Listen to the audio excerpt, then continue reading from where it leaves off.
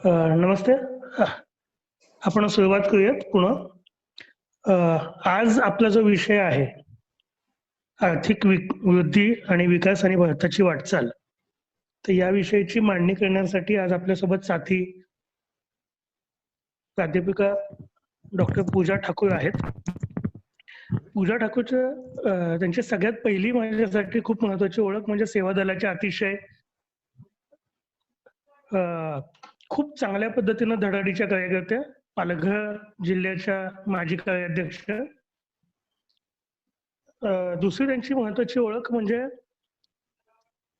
त्यांनी PhD केलेली आहे. उदारीकरणापासून भारतातील थेट परकीय गुंतवणूक जी आहे त्याचं विश्लेषण या विषयावरती त्यांनी PhD केलेली आहे. सध्या त्या पुण्यामध्ये Gokhale institute of politics and economics या ठिकाणी सहाय्यक प्राध्यापिका म्हणून शिकवत आहेत. खूप वेगवेगळ्या पद्धतीचे पेपर त्यांनी वेगवेगळ्या ठिकाणी प्रेझेंट केलेले आहेत आणि या सगळ्या ठिकाणी खूप मानाचे असे अवॉर्ड त्यांना मिळालेले आहेत त्यांच्या पेपर प्रेझेंटेशनसाठी.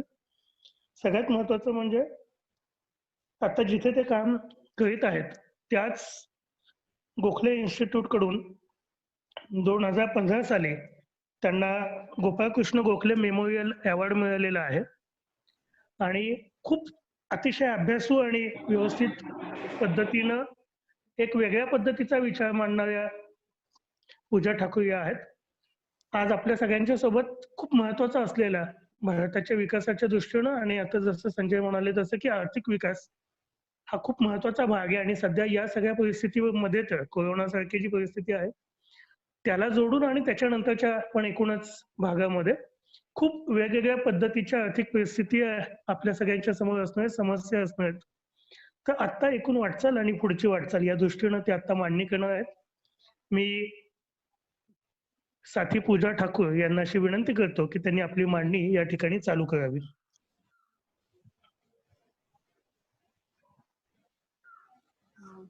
धन्यवाद श्रीकांत दादा. सर्वप्रथम मला आपल्या या अभ्यास वर्गामध्ये बोलायची संधी दिली त्याबद्दल खूप खूप मनपूर्वक आभार आपणा सर्वांचे. आजचा जो आपला विषय आहे तो आहे आर्थिक वृद्धी, आर्थिक विकास आणि भारताची वाटचाल. सुरुवातीला थोडंसं इथे मी एक गोष्ट क्लॅरिफाय अशी करू इच्छिते की आर्थिक वृद्धी आणि आर्थिक विकास हे आपल्याला बोलायला किंवा सहज ग्रोथ आणि डेव्हलपमेंट असं बोलायला खूप सोप्या वाटतात, परंतु ह्या ज्या दोन्ही संकल्पना आहेत या दोन्ही संकल्पनांची व्याप्ती जी आहे ती खूप मोठी आहे. तर त्याच्यामुळे आपल्याकडे जो वेळ आहे, एक 50 मिनिटांचा जो वेळ आहे, त्याच्यामध्ये मी असं ठरवलं की आपण आर्थिक वृद्धीकडे अधिक लक्ष देऊया. आर्थिक वृद्धीकडनं मग आर्थिक विकासाकडे कसं येता येईल ते पाहू. तर त्याच्यामुळे आपलं जे सत्र आहे ते एक आपण 2 टप्प्यांमध्ये करू. एक सुरुवातीची जी एक 20 मिनिटं आहे ती थोडीशी आर्थिक वृद्धी काय असते हे समजून घेण्याचा प्रयत्न करू. मला याची पूर्ण कल्पना आहे की आपला हा जो ऐकणारा वर्ग आहे तो एक मिक्स ग्रुप आहे. म्हणजे ह्याच्यातल्या अनेक जणांना आर्थिक वृद्धी काय आहे हे खूप चांगल्या पद्धतीने माहिती आहे. परंतु बहुतांश वेळा जेव्हा आम्ही शिकवतो किंवा एक अर्थशास्त्राबद्दल जेव्हा विषयाबद्दल रिव्ह्यू मिळतात तेव्हा एक असं जाणवतं की GDP, इकॉनॉमिक ग्रोथ यासारख्या ज्या संकल्पना आहेत त्या आपण दैनंदिन आयुष्यात नेहमी ऐकत असतो, परंतु त्यांचा नेमका अर्थ काय आहे तो आपल्याला माहिती नसतो आणि म्हणून आपल्याला त्या नीट इंटरप्रेट जे आहेत त्या करता येत नाही. तर प्रत्येकाला काही महत्वाच्या ज्या या संकल्पना आहेत त्या इंटरप्रिट करता येणं हे फार गरजेचं आहे. कारण का अर्थकारण किंवा अर्थशास्त्र जे आहे ना ते आपल्याला थेट आपल्या आयुष्याशी त्याचा संबंध येतो आणि आर्थिक वृद्धी ही जी संकल्पना आहे ही त्यातली एक आहे. त्याच्यामुळे एक सुरुवातीची एक 15 मिनिटं जी आहे, 15-20 मिनिटं आपण थोडंसं या मांडणीकडे भर देऊ आणि त्याच्यानंतर आपण थोडासा डेटा जो आहे त्याच्या आधारे एक भारताची आर्थिक वाटचाल जी आहे ती कशी राहिलेली आहे आणि थोडासा फोकस मग नंतर कोरोनामुळे काय बदल आलेले आहेत आणि काय होऊ शकतं ह्याच्याकडे देऊया. मी सुरू करते. आपण पहिलं मांडणीला सुरुवात करूया. आर्थिक वृद्धी म्हणजे काय आहे हे थोडंसं समजून घ्यायचा प्रयत्न करूया. आपण जेव्हा अर्थशास्त्राचा विचार करतो ना, तेव्हा पहिला विचार जो आपल्या डोक्यात येतो म्हणजे अर्थशास्त्र म्हणजे नेमकं काय असेल, तर ते म्हणजे पैसा. दुसरा विचार येतो म्हणजे काय, शेअर मार्केट. तिसरा विचार जेव्हा आपण करतो, अरे मग बँकांचं काय. मला असं वाटतं की ह्याच्या पलीकडे आहे ना, आपण जाऊन थोडी एक व्यापक अर्थशास्त्राची व्याख्या जी आहे ना, ती प्रथम करणं गरजेचं आहे. कारण का ती जिथपर्यंत आपण करत नाहीत तिथपर्यंत आर्थिक वृद्धी काय किंवा इतर संकल्पना ज्या आहेत त्या थोडंसं समजून घेणं कठीण जातं. आपण एक काम करूया. सकाळी उठल्यापासून ते रात्री झोपेपर्यंत आपल्या सगळ्यांना अनेक वस्तू आणि सेवांची गरज जी आहे ती लागते. आपण एक काम करूया, आपण त्याची एक यादी बनवूया. म्हणजे अगदी सकाळी उठल्यापासून आपण बघाल तर आपल्याला दात घासायला टूथब्रश लागते, टूथपेस्ट लागते, पाणी लागतं, कदाचित मग लागतो, साबण, चहा, कॉफी, वीज लागते, इंटरनेट लागतं. त्याच्यानंतर मग दुपारी जर आपण थोडीशी नॅप घेत असू तर आपल्याला उशी लागते, सो ऑन. तर त्याच्यामुळे दैनंदिन आयुष्यामध्ये आपल्याला विविध प्रकारच्या वस्तू आणि सेवांची गरज असते. आता आपल्या या ज्या गरजा ज्या आहेत ना, त्या अमर्यादित किंवा असंख्य अशा असतात. परंतु या गरजा पूर्ण करण्याची जी साधनं जी आहेत ती आपल्याकडे मर्यादित असतात. म्हणजे उदाहरणार्थ जर आपण शॉपिंगला गेलो तर आपल्याकडे पैसे जे आहेत ते मर्यादित असतात, परंतु आपल्याकडे एक खूप मोठी लिस्ट असते की मला हेही घ्यायचंय तेही घ्यायचंय. तर अशा वेळेला आपण काय करतो की उपलब्ध साधनांमधून जास्तीत जास्त गरजा आपण कशा काय पुरवू शकतो याकडे आपण भर देतो. तर अर्थशास्त्राचा नेमका जो संबंध आहे ना तो याच्याशीच येतो. म्हणजे आपण असं मानतो किंवा अर्थशास्त्र रादर असं मानतं की अर्थव्यवस्थेमध्ये किंवा ज्या समाजात आपण राहतो त्या लोकांच्या गरजा ज्या आहेत त्या असंख्य आहेत आणि त्या असंख्यच असणार आहेत. आणि त्या गरजा पूर्ण करण्यासाठी जी उपलब्ध साधनं आहेत, मग ती साधनं वेगवेगळ्या प्रकारची असतील. कदाचित पैसा असेल, नैसर्गिक संपत्ती असेल किंवा काही असेल. ही साधनं जी आहेत ती मर्यादित आहेत. मग या मर्यादित साधनांमधून आपण जास्तीत जास्त गरजा कसा काय पूर्ण करू शकतो याच्यावर भर जो आहे तो दिला जातो. याला आपण अलॉकेशन जे आहे ना ते म्हणूया. त्याच्यामुळे मला असं वाटतं की एकीकडे आपल्या गरजा आहेत आणि दुसरीकडे मर्यादित साधनं आहेत. हे दोन धागे जे आहेत, गरजा आणि मर्यादित साधनं, असंख्य गरजा, फक्त गरजा नाहीत, हे दोन धागे पकडून मला असं वाटतं की आपण पुढे जाऊया. पुढे जाण्यापूर्वी आपल्याला सगळ्यांनाच माहिती आहे की भारताची जी अर्थव्यवस्था आहे ती खुली अर्थव्यवस्था आहे.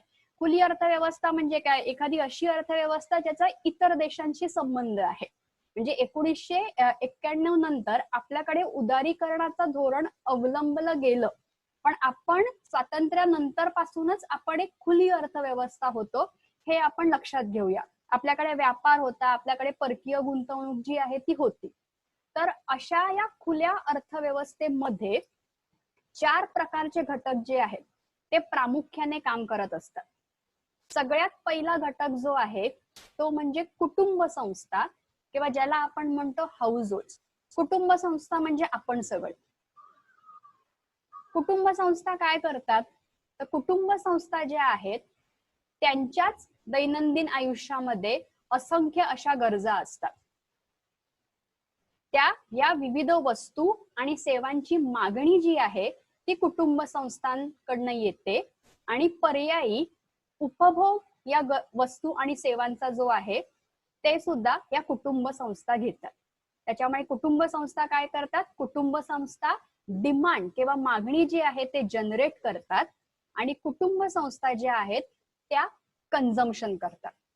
याच्या व्यतिरिक्त कुटुंब संस्था किंवा आपण सगळे जे आहोत ते अर्थव्यवस्थेसाठी अजून एक महत्वाचं काम असं करतो, ते म्हणजे श्रम जे आहे त्याचा पुरवठा जो आहे तो कुटुंब संस्थांकडून होतो आणि त्या श्रमाच्या बदल्यात आपल्याला वेजेस, वेतन किंवा आपलं उत्पन्न जे आहे हे मिळत असतं. हा झाला पहिला घटक. दुसरा घटक जो आहे तो आहे उद्योग संस्था. उद्योग संस्था काय करतात, तर उद्योग संस्था अर्थव्यवस्थेमध्ये उत्पादनाचं काम जे आहे ते करत असतात. जसं मी म्हटलं की कुटुंब संस्था किंवा आपल्या गरजा ज्या आहेत त्या अमर्यादित आहेत. आता या गरजा पूर्ण करण्यासाठी उद्योग संस्था ज्या आहेत त्या उपलब्ध साधनातनं विविध वस्तू आणि सेवांची निर्मिती जी आहे ते उद्योग संस्था करतात. तर त्याच्यामुळे उद्योग संस्थांचा जो रोल आहे, आता भारत पुन्हा खुली अर्थव्यवस्था असल्यामुळे उद्योग संस्था ज्या आहेत त्या इकडे भारतीय उद्योग संस्था देखील आहेत. मग टाटा असतील, बिर्ला असतील, तशा बहुराष्ट्रीय कंपन्या सुद्धा आहेत. तर या एकत्रित मिळून विविध वस्तू आणि सेवांचं उत्पादन जे आहे ते करतात. उत्पादन प्रक्रियेकडे पुढे आपण अधिक खोलात बोलणार आहोत.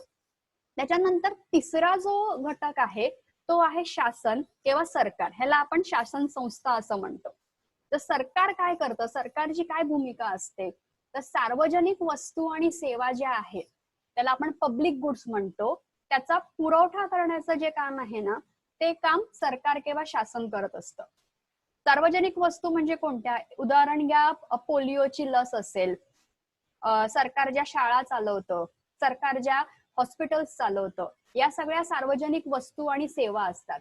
या अशा वस्तू आणि सेवा आहेत की ज्या कल्याणकारी हेतूने सरकार जे आहे ते नागरिकांना पुरवत असतं आणि या सेवा किंवा वस्तूंचं कन्झम्पशन किंवा उपभोग घेण्यापासून कोणीही कोणाला अडवू शकत नाही. हा रोल जो आहे हे गव्हर्नमेंट जो आहे त्याचा आहे. आणि शेवटचं जे क्षेत्र आहे ते आहे परकीय क्षेत्र, ज्याच्यामध्ये आयात आणि निर्यात यांचा समावेश आहे, इम्पोर्ट आणि एक्सपोर्ट. तर मला असं वाटतं इम्पोर्ट आणि एक्सपोर्टवर खूप जास्त काही एक्सप्लेन करायची गरज नाही. आपल्याला माहिती आहे की इतर देशातनं जेव्हा आपण वस्तू आणि सेवा मागवतो तेव्हा तो आयात होतो आणि आपल्या वस्तू आणि सेवा जेव्हा इतर देशांकडे जातो तेव्हा तो होतो निर्यात. तर हे मांडणी मी ह्याच्यासाठी सांगितली कारण का एकंदरीत आर्थिक वृद्धी समजून घेण्यासाठी अर्थव्यवस्थेची आपण म्हणतो विभाजन कशा प्रकारे करण्यात येतं हे समजून घेणं फार महत्वाचं आहे. तर ह्या ज्या 4 संस्था आहेत, कुटुंब संस्था, उद्योग संस्था, शासन संस्था आणि मग परकीय क्षेत्र जे आहेत, या 4 संस्थांच्या इंटरॅक्शननी किंवा ह्या 4 संस्थांच्या परस्पर संबंधांनी एक उत्पादन प्रक्रिया निर्माण होते आणि या उत्पादन प्रक्रियेमधून आर्थिक वृद्धी जी आहे ती निर्माण होते. आता ती कशी निर्माण होते ते आपण बघूया. आपण सुरुवातीला 2 संस्थांकडे अधिक भर देऊया. पहिली म्हणजे कुटुंब संस्था आणि दुसरी म्हणजे उद्योग संस्था. जसं मी म्हटलं तसं कुटुंब संस्थांमध्ये कोणाचा समावेश असतो तर आपण सगळ्यांचा. आणि आपला प्रमुख रोल जो आहे तो काय असतो की वस्तू आणि सेवा ज्या आहेत ह्याची मागणी किंवा ह्याचा उपभोग जो आहे ना तो सर्वात जास्त हाऊस होल्ड किंवा आपण कुटुंब संस्था म्हणून करतो. आणि कुटुंब संस्था म्हणून आपण उत्पादनासाठी उद्योग संस्थांना श्रम पुरवतो. आता जेव्हा आपण उद्योग संस्थांना श्रम पुरवतो तर उद्योग संस्था ज्या उत्पादनासाठी किंवा आपल्या कॉन्ट्रीब्युशनसाठी जे आपल्याला जे वेजेस देतात त्याच्यामधनच आपली मागणी जी आहे ती निर्माण होते. म्हणजे ही एक थोडी सायक्लिकल प्रोसेस आहे जी थोडी गोंधळवणारी आहे, जी मी पुन्हा एकदा थोडीशी रिपीट करते की कुटुंब संस्था ज्या आहेत त्या उद्योग संस्थांना श्रम पुरवतात. म्हणजे मी ब्रेडच्या फॅक्टरीमध्ये काम करायला जाते, त्या फॅक्टरीमध्ये मी काम करायला गेल्यामुळे मी जेवढे ब्रेड बनवते त्यानुसार मला वेजेस जे आहेत किंवा माझं वेतन जे आहे ते मिळतं. जेवढं वेतन किंवा जेवढं उत्पन्न मला मिळतं त्यानुसार मी विविध वस्तूंसाठी मागणी करते. आता मला जे मिळालेलं उत्पन्न किंवा मला जे मिळालेलं वेतन आहे त्यातला सगळाच भाग जो आहे तो मी उपभोगावर घालवते का किंवा वापरते का, तर तसं नाही आहे. त्यातला थोडासा जो भाग आहे त्याची मी बचत देखील करते. आता भारताच्या बाबतीत बोलायला गेलं तर कदाचित सगळ्यांनाच बचत करणं शक्य नसेल, परंतु भारतामध्ये आपला बचतीचा जो दर आहे तो एक साधारण 30% आहे आणि तज्ञांचं असं म्हणणं आहे की हा काही वाईट दर नाही आहे. तर सांगायची गोष्ट अशी की कुटुंब संस्था जशी वस्तू आणि सेवांसाठी मागणी करतात कन्झम्पशनसाठी किंवा उपभोगासाठी, तर तसंच कुटुंब संस्था बचत देखील करतात. तर त्याच्यामुळे माझं जे उत्पन्न आहे त्या उत्पन्नातनं मी काय करणार आहे, एकीकडे उपभोग करणार आहे आणि एकीकडे मी बचत देखील करणार आहे. दुसरीकडे आहेत उद्योग संस्था ज्या उत्पादन करतायत. आता उद्योग संस्थांना उत्पादन करण्यासाठी कुटुंब संस्था ज्या आहेत त्या श्रम पुरवत आहेत, परंतु हे पुरेसं आहे का, तर तसं नाही आहे. आणि म्हणून उत्पादन प्रक्रिया म्हणजे नेमकी काय आहे ह्याच्याकडे थोडंसं लक्ष जे आहे ते आपण दिलं पाहिजे. आता जेव्हा आपण अर्थशास्त्राचा अभ्यास करतो तेव्हा आपल्याला असं लक्षात येतं की एक 4 उत्पादन घटक जे आहेत ते एकत्रित येऊन उत्पादन प्रक्रियेमध्ये काम करत असतात. सगळ्यात पहिला आणि महत्वाचा घटक जो आहे ती म्हणजे भूमी किंवा ज्याला आपण जमीन असं म्हणतो. म्हणजे उदाहरण घ्या की मला शेती करायची आहे, तर मला शेतीसाठी जमिनीची गरज आहे. मला इंडस्ट्री टाकायची आहे, मला इंडस्ट्रीसाठी जमिनीची गरज आहे. म्हणजे कोणताही व्यवसाय किंवा उत्पादनाची पहिली पायरी काय आहे, तर जमिनीची किंवा भूमीची उपलब्धता. त्याच्यानंतर दुसरा जो उत्पादन घटक आहे त्याला आपण म्हणतो श्रम. जर शेतामध्ये मजूर काम करायला नसतील, फॅक्टरीमध्ये जर वर्कर्स नसतील, तर उत्पादन प्रक्रिया जी आहे ती सुरूच होणार नाही. तर त्याच्यामुळे दुसरा उत्पादन घटक जो आहे तो आहे श्रम. तिसरा जो उत्पादन घटक आहे त्याला आपण म्हणतो कॅपिटल किंवा त्याला आपण म्हणतो भांडवल. आता आपण भांडवलाबद्दल जेव्हा बोलतो तर तेव्हा एक 2 प्रकारच्या भांडवलाबद्दल आपण जरा चर्चा करूया. एक म्हणजे आर्थिक, ज्याला आपण फायनान्शियल कॅपिटल म्हणतो, आणि एक म्हणजे भौतिक, ज्याला आपण फिजिकल कॅपिटल म्हणूया. आता जेव्हा आपण उत्पादन प्रक्रियेशी निगडीत भांडवलाची चर्चा करतो तेव्हा आपण या आर्थिक भांडवल जे आहे त्याला आपण लक्षात घेत नाही आहोत किंवा ते कन्सिडर करत नाही आहोत.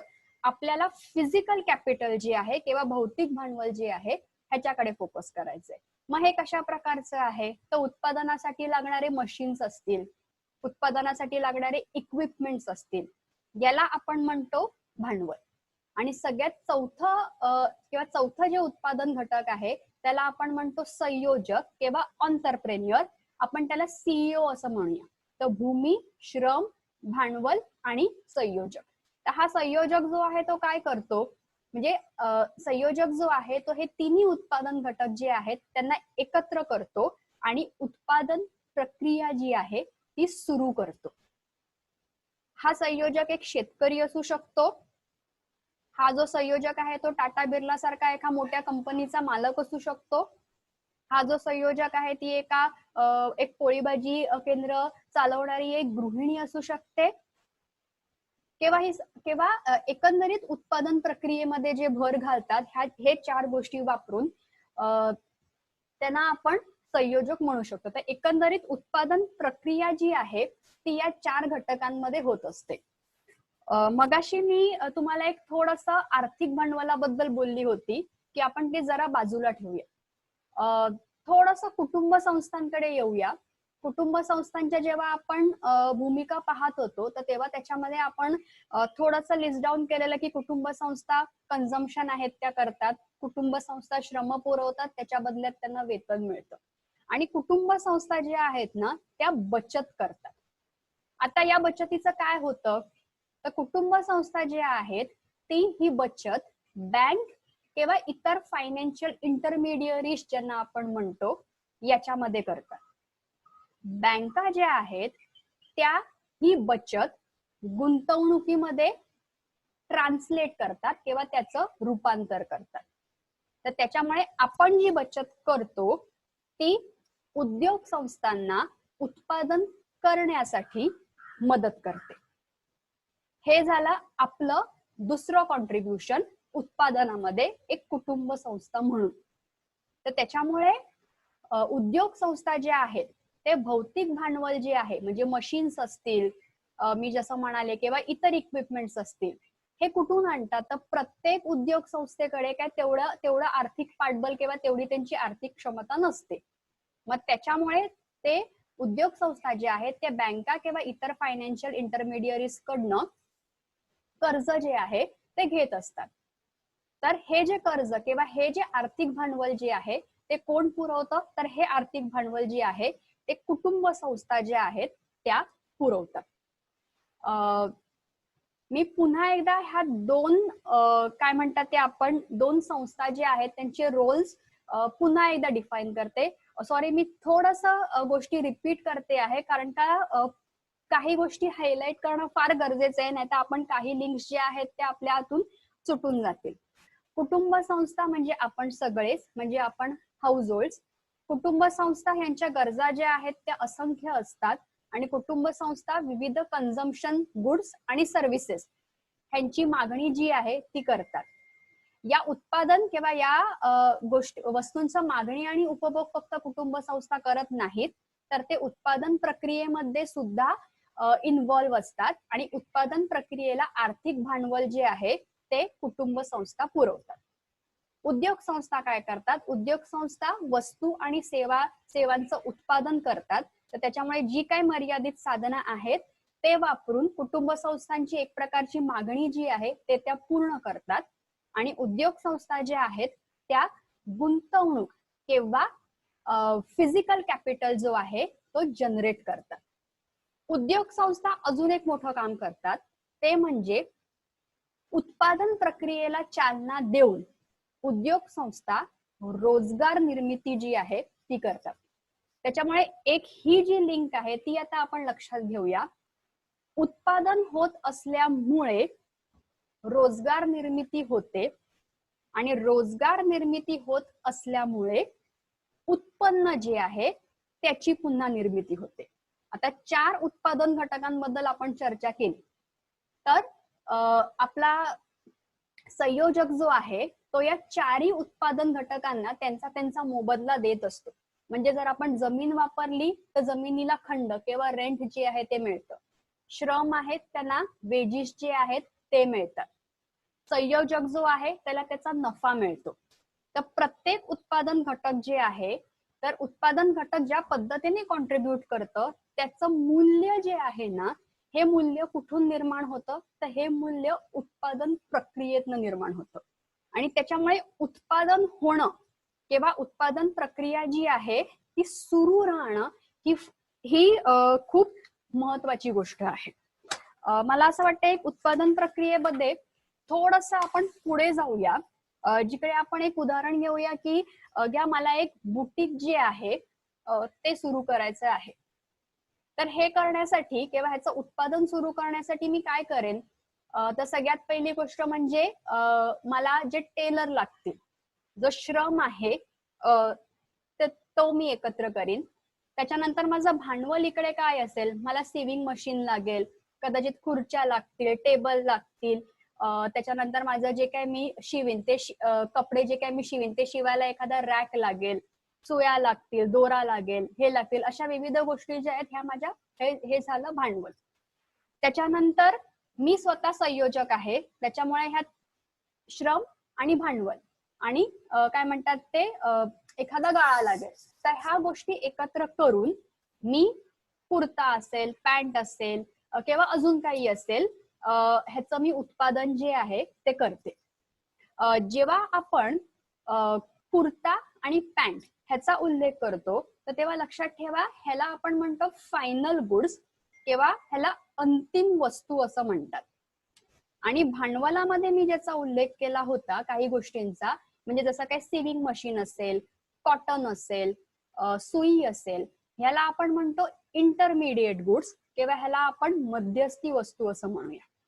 आता इंटरमिडिएट गुड्स म्हणजे काय, तर इंटरमिडिएट गुड्स आहेत ना, हे एक प्रकारे एका संयोजकाचे फायनल गुड्स असतात.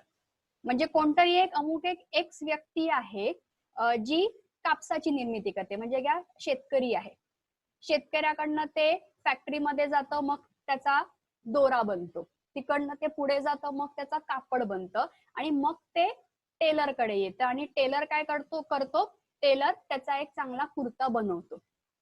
तर प्रत्येक टप्प्यावर आपण पाहतो आहोत की कॉटन असेल, आपल्याकडे सुई आहे, सिविंग मशीन आहे, हे कोणाचं ना कोणाचं तरी फायनल प्रोडक्ट किंवा अंतिम वस्तू आहे आणि तीच अंतिम वस्तू आपण पुन्हा इतर वस्तूंची निर्मिती करण्यासाठी सुद्धा वापरतोय तेव्हा ती होते मध्यस्थी वस्तू किंवा इंटरमिडिएट गुड्स. आता हे मी इथे सांगण्याचं कारण असं आहे कारण का जसं उत्पादन प्रक्रियेमधनं रोजगार निर्मिती होते किंवा उत्पन्न आपण म्हणतो त्याचं क्रिएशन होतं, तसंच उत्पादन प्रक्रियेमधनं आपल्या अर्थव्यवस्थेचे वेगवेगळे जे सेक्टर्स आहेत ते जोडले सुद्धा जातात. आता कोणते हे वेगवेगळे सेक्टर्स आहेत, तर प्रामुख्याने आपण पूर्ण जी आपली अर्थव्यवस्था आहे ह्याचं विभाजन 3 सेक्टर्स मध्ये करतो. प्रायमरी, सेकंडरी आणि टर्शरी. प्राथमिक, दुय्यम आणि सेवा क्षेत्र ज्याला आपण म्हणतो. प्रायमरी क्षेत्र जे आहे त्याच्यामध्ये काय येतं, तर ऍग्रिकल्चर आणि त्याच्याशी निगडीत जे असतील ते, मग ऍग्रिकल्चर असेल, फॉरेस्ट्री असेल, फिशिंग असेल, या ज्या सगळ्या उत्पादन किंवा ह्याचं जे उत्पादन होतं ते प्रायमरी सेक्टर मध्ये होतं. मला माफ करा, मी ह्याचं मराठीमध्ये ह्याला नक्की काय म्हणते ते तुम्हाला आता नाही सांगू शकणार. आमची लायब्ररी जी आहे ती बंद आहे, तर त्याच्यामुळे मराठीत ट्रान्सलेट करायचा आमचा जो अर्थभाषा कोश आहे तो मला उपलब्ध नाही झाला. पण मला असं वाटतं की ह्या टर्म्स खूप सिंपल आहेत आणि त्या सहज समजून म्हणजे समजण्यासारख्या आहेत. दुय्यम क्षेत्र किंवा इंडस्ट्रीयल सेक्टर ज्याला आपण म्हणतो त्याच्यामध्ये काय येतं, तर वीज निर्मिती, पॉवर जनरेशन आणि मॅन्युफॅक्चरिंग सेक्टर, म्हणजे वेगवेगळ्या गोष्टी असतील. फूड प्रोडक्शन असेल, ऑटोमोबाईल प्रोडक्शन असेल, इलेक्ट्रिकल इक्विपमेंट्स असतील, कम्प्युटर्स असतील, केमिकल्स असतील, फार्मास्युटिकल्स असतील, ह्या ज्या सगळ्या कंपन्या किंवा ह्या ज्या सगळ्या इंडस्ट्रीज आहेत या सेकंडरी सेक्टर मध्ये येतात. आणि टर्शरी सेक्टर जो आहे ज्याला आपण सर्व्हिसेस किंवा सेवा क्षेत्र म्हणतात, ह्याच्यामध्ये पुन्हा एक 4-5 सब इंडस्ट्रीजचा समावेश आहे. त्याच्यामध्ये ट्रेड, ट्रॅव्हल आणि ट्रान्सपोर्ट या ज्या 3 आहेत याला आपण ट्रेडिशनल सर्व्हिसेस म्हणतो. आणि आता ज्याची चर्चा खूप होत असते, IT सर्व्हिसेस असतील, बिझनेस सर्व्हिसेस असतील, फायनान्शियल सर्व्हिसेस असतील, या ज्या सगळ्या सर्व्हिसेस आहेत त्यांना मॉडर्न सर्व्हिसेस म्हणतो. कारण खूपच सोपं आहे. ट्रेड, ट्रॅव्हल आणि ट्रान्सपोर्ट या ज्या 3 सर्व्हिसेस आहेत या खूप वर्षांपासून सुरू आहेत. त्या तुलनेने टेलिकम्युनिकेशन असेल किंवा IT सारखी सेवा असेल ही भारतात तर अलीकडे आलेली आहे आणि त्याच्यामुळे आपण मॉडर्न सर्व्हिसेस म्हणून त्यांना म्हणतो. तर हे जे 3 सेक्टर्स आहेत, प्रायमरी सेक्टर, सेकंडरी सेक्टर आणि टर्शरी सेक्टर, यांचे एकमेकांशी परस्पर संबंध असतात आणि एकमेकांवर हे खूप मोठ्या प्रमाणात अवलंबून असतात. मग वेगवेगळ्या आस्पेक्ट्सनी असेल. तर आपण आता उत्पादनाची चर्चा करत होतो म्हणून मी हे मुद्दामून इंटरमिडिएट गुड आणि फायनल गुड काय आहे हे समजावून सांगितलं. म्हणजे ऍग्रिकल्चर सेक्टरमध्ये पिकणारा जो कॉटन आहे तो इंडस्ट्रीयल सेक्टरला रॉ मटेरियल म्हणून वापरला जातो आणि तिकडे काय होतं, एक फायनल प्रोडक्ट म्हणून कापड जे आहे ते तयार होतं. किंवा इंडस्ट्रीयल सेक्टर मधलं जे एक इनपुट आहे, आपण एक घेऊया आयर्न ओर आहे, ते इंडस्ट्रीयल सेक्टर मधल्याच इतर सब सेक्टर मध्ये वापरलं जातं आणि काहीतरी दुसरं निर्माण होतं. रबर आहे त्याचं रूपांतर टायर मध्ये होतं. तर अशा प्रकारे आपली अर्थव्यवस्था आहे किंवा हे जे विविध क्षेत्र जे आहेत ते एकमेकांशी पूर्णपणे जोडले गेलेले आहेत आणि उत्पादन प्रक्रिया जी आहे ती पण अशा पद्धतीने जोडली गेलेली आहे. मला असं वाटतं आपण थोडस पुढे जाऊया आणि बघूया की या उत्पादन प्रक्रियेचं नेमकं फलित काय, म्हणजे उत्पादन प्रक्रियेबद्दल मगासपासून आपण बोलतोय पण नक्की त्याचा इम्पॉर्टन्स काय आहे. तर एक तर उत्पादन प्रक्रिया होत असल्यामुळे कुटुंब संस्थांची मागणी जी आहे विविध वस्तू आणि सेवांची ती पूर्ण होते. एक प्रकारे उत्पादन प्रक्रिया असल्यामुळे उद्योग संस्थांची जी मागणी आहे विविध वस्तूंसाठी पुन्हा उत्पादन करण्यासाठी ही सुद्धा पूर्ण होते. खूप महत्वाचं हे म्हणजे उत्पादन प्रक्रिया असल्यामुळे रोजगार निर्मिती जी आहे ती होते आणि ही झाल्यामुळे कुटुंब संस्था किंवा श्रमाला जे आहे ते वेतन मिळू शकतं. आणि चौथी गोष्ट म्हणजे इन्कम जनरेशन किंवा उत्पन्न जे आहे ते उत्पादन प्रक्रियेतनं निर्माण होतं. तर हे जे 4 आउटकम्स आहेत ना, हे उत्पादन प्रक्रियेचं एकंदरीत कोणत्याही अर्थव्यवस्थेसाठी असणारं जे कॉन्ट्रीब्युशन आहे. आता ही जी उत्पादन प्रक्रिया आहे ती कशावर अवलंबून आहे, तर मगाशी मी एक 2 घटकांचा काय म्हणतात ते उल्लेख केला होता. एक तर कुटुंब संस्था ज्या आहेत ज्या बचत करतात आणि उद्योग संस्था ज्या आहेत त्या गुंतवणूक करतात. तर कुटुंब संस्था किती प्रमाणात बचत करतायत आणि त्या बचतीचं रूपांतर आपल्या बँक किंवा फायनान्शियल इंटरमिडियरीज गुंतवणुकीमध्ये कशा पद्धतीने करतात यावर ही उत्पादन प्रक्रिया ठरते. जर बचतींचं रूपांतर जे आहे ते गुंतवणुकीमध्ये अधिक चांगल्या पद्धतीने झालं तर उत्पादन प्रक्रियेला चालना मिळते, अन्यथा उत्पादन प्रक्रियेला चालना मिळत नाही. आता तुम्ही म्हणत असाल की गेले 15-20 मिनिटं कुटुंब संस्थांकडनं आपण उद्योग संस्थांकडे आलो, बचतीकडनं गुंतवणुकीकडे आलो, मग आपण उत्पादन घटक कोणते आहेत ते पाहिले, या 2 वस्तू आणि मग उत्पादन प्रक्रियेचा फलित काय. तर उत्पादन प्रक्रिया का आपण सारखी डिस्कस करतोय, कारण का एकूण वस्तू आणि सेवांच्या उत्पादनात जेव्हा वाढ होते तेव्हा आर्थिक वृद्धी होते असं आपण म्हणतो. What is economic growth? Economic growth is just increase in amount of goods and services. आणि हे कशातून शक्य आहे, तर हे उत्पादन प्रक्रियेतून शक्य आहे. हे जे 4 उत्पादन घटकांचा आपण जो उल्लेख केला, या 4 उत्पादन घटकांचा आणि हे जे 3 क्षेत्र जे मी सांगितलं यांच्या इंटरॅक्शन मधनं ही जी प्रोसेस आहे ती होते.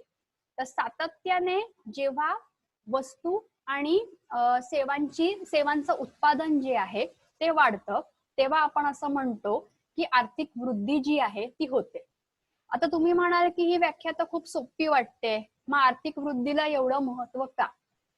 आर्थिक वृद्धीला महत्व ह्याच्यासाठी आहे कारण का रोजगार निर्मिती आणि उत्पन्न हे जे आहे हे उत्पादन प्रक्रिया जी आहे ती करू शकत, उत्पादन प्रक्रियेशिवाय आपण नाही करू शकत. आणि त्याच्यामुळे वस्तू आणि सेवांचं जसं उत्पादन वाढतं तसं आपल्याकडे रोजगार आणि उत्पादन घटकांचं उत्पन्न हे वाढतं. हा एक खूप प्रायमरी सोर्स आहे आणि म्हणून आर्थिक वृद्धी किंवा इकॉनॉमिक ग्रोथ जी आहे ही होणं फार फार फार गरजेचं आहे. इकॉनॉमिक ग्रोथ सफिशियंट आहे का, तर मी असं नाही म्हणणार. म्हणजे जसं मी म्हटलं की आर्थिक वृद्धीमुळे काय होतं तर उत्पन्न वाढतं, रोजगार वाढतात, त्याच्यानंतर मग आपल्या दैनंदिन गरजा पूर्ण करण्यासाठी आपल्याकडे विविध प्रकारच्या वस्तू आणि सेवा ज्या आहेत त्या उपलब्ध होतात. त्याच्यामुळे एकंदरीत असं आपलं म्हणणं जाईल की आपलं स्टँडर्ड ऑफ लिव्हिंग जे आहे ते आर्थिक वृद्धीमुळे सुधारतं. परंतु जर आपल्याला क्वालिटी ऑफ लाईफ सुधारवायचं असेल किंवा आपण बऱ्याच वेळेला गरिबी असेल, असमानता असेल, विषमता असेल, यासारख्या गोष्टींवर चर्चा करत असतो, तर ग्रोथ प्रोसेस जी आहे ना ती हे सगळं घडवून नाही आणत, हे सगळं आर्थिक विकासामध्ये येतं.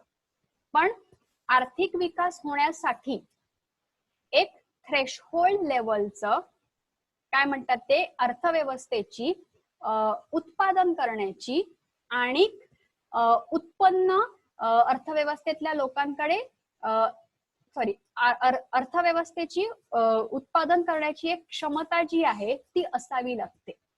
कारण का इन्कम आणि एम्प्लॉयमेंट त्याच्यातनं जनरेट होते.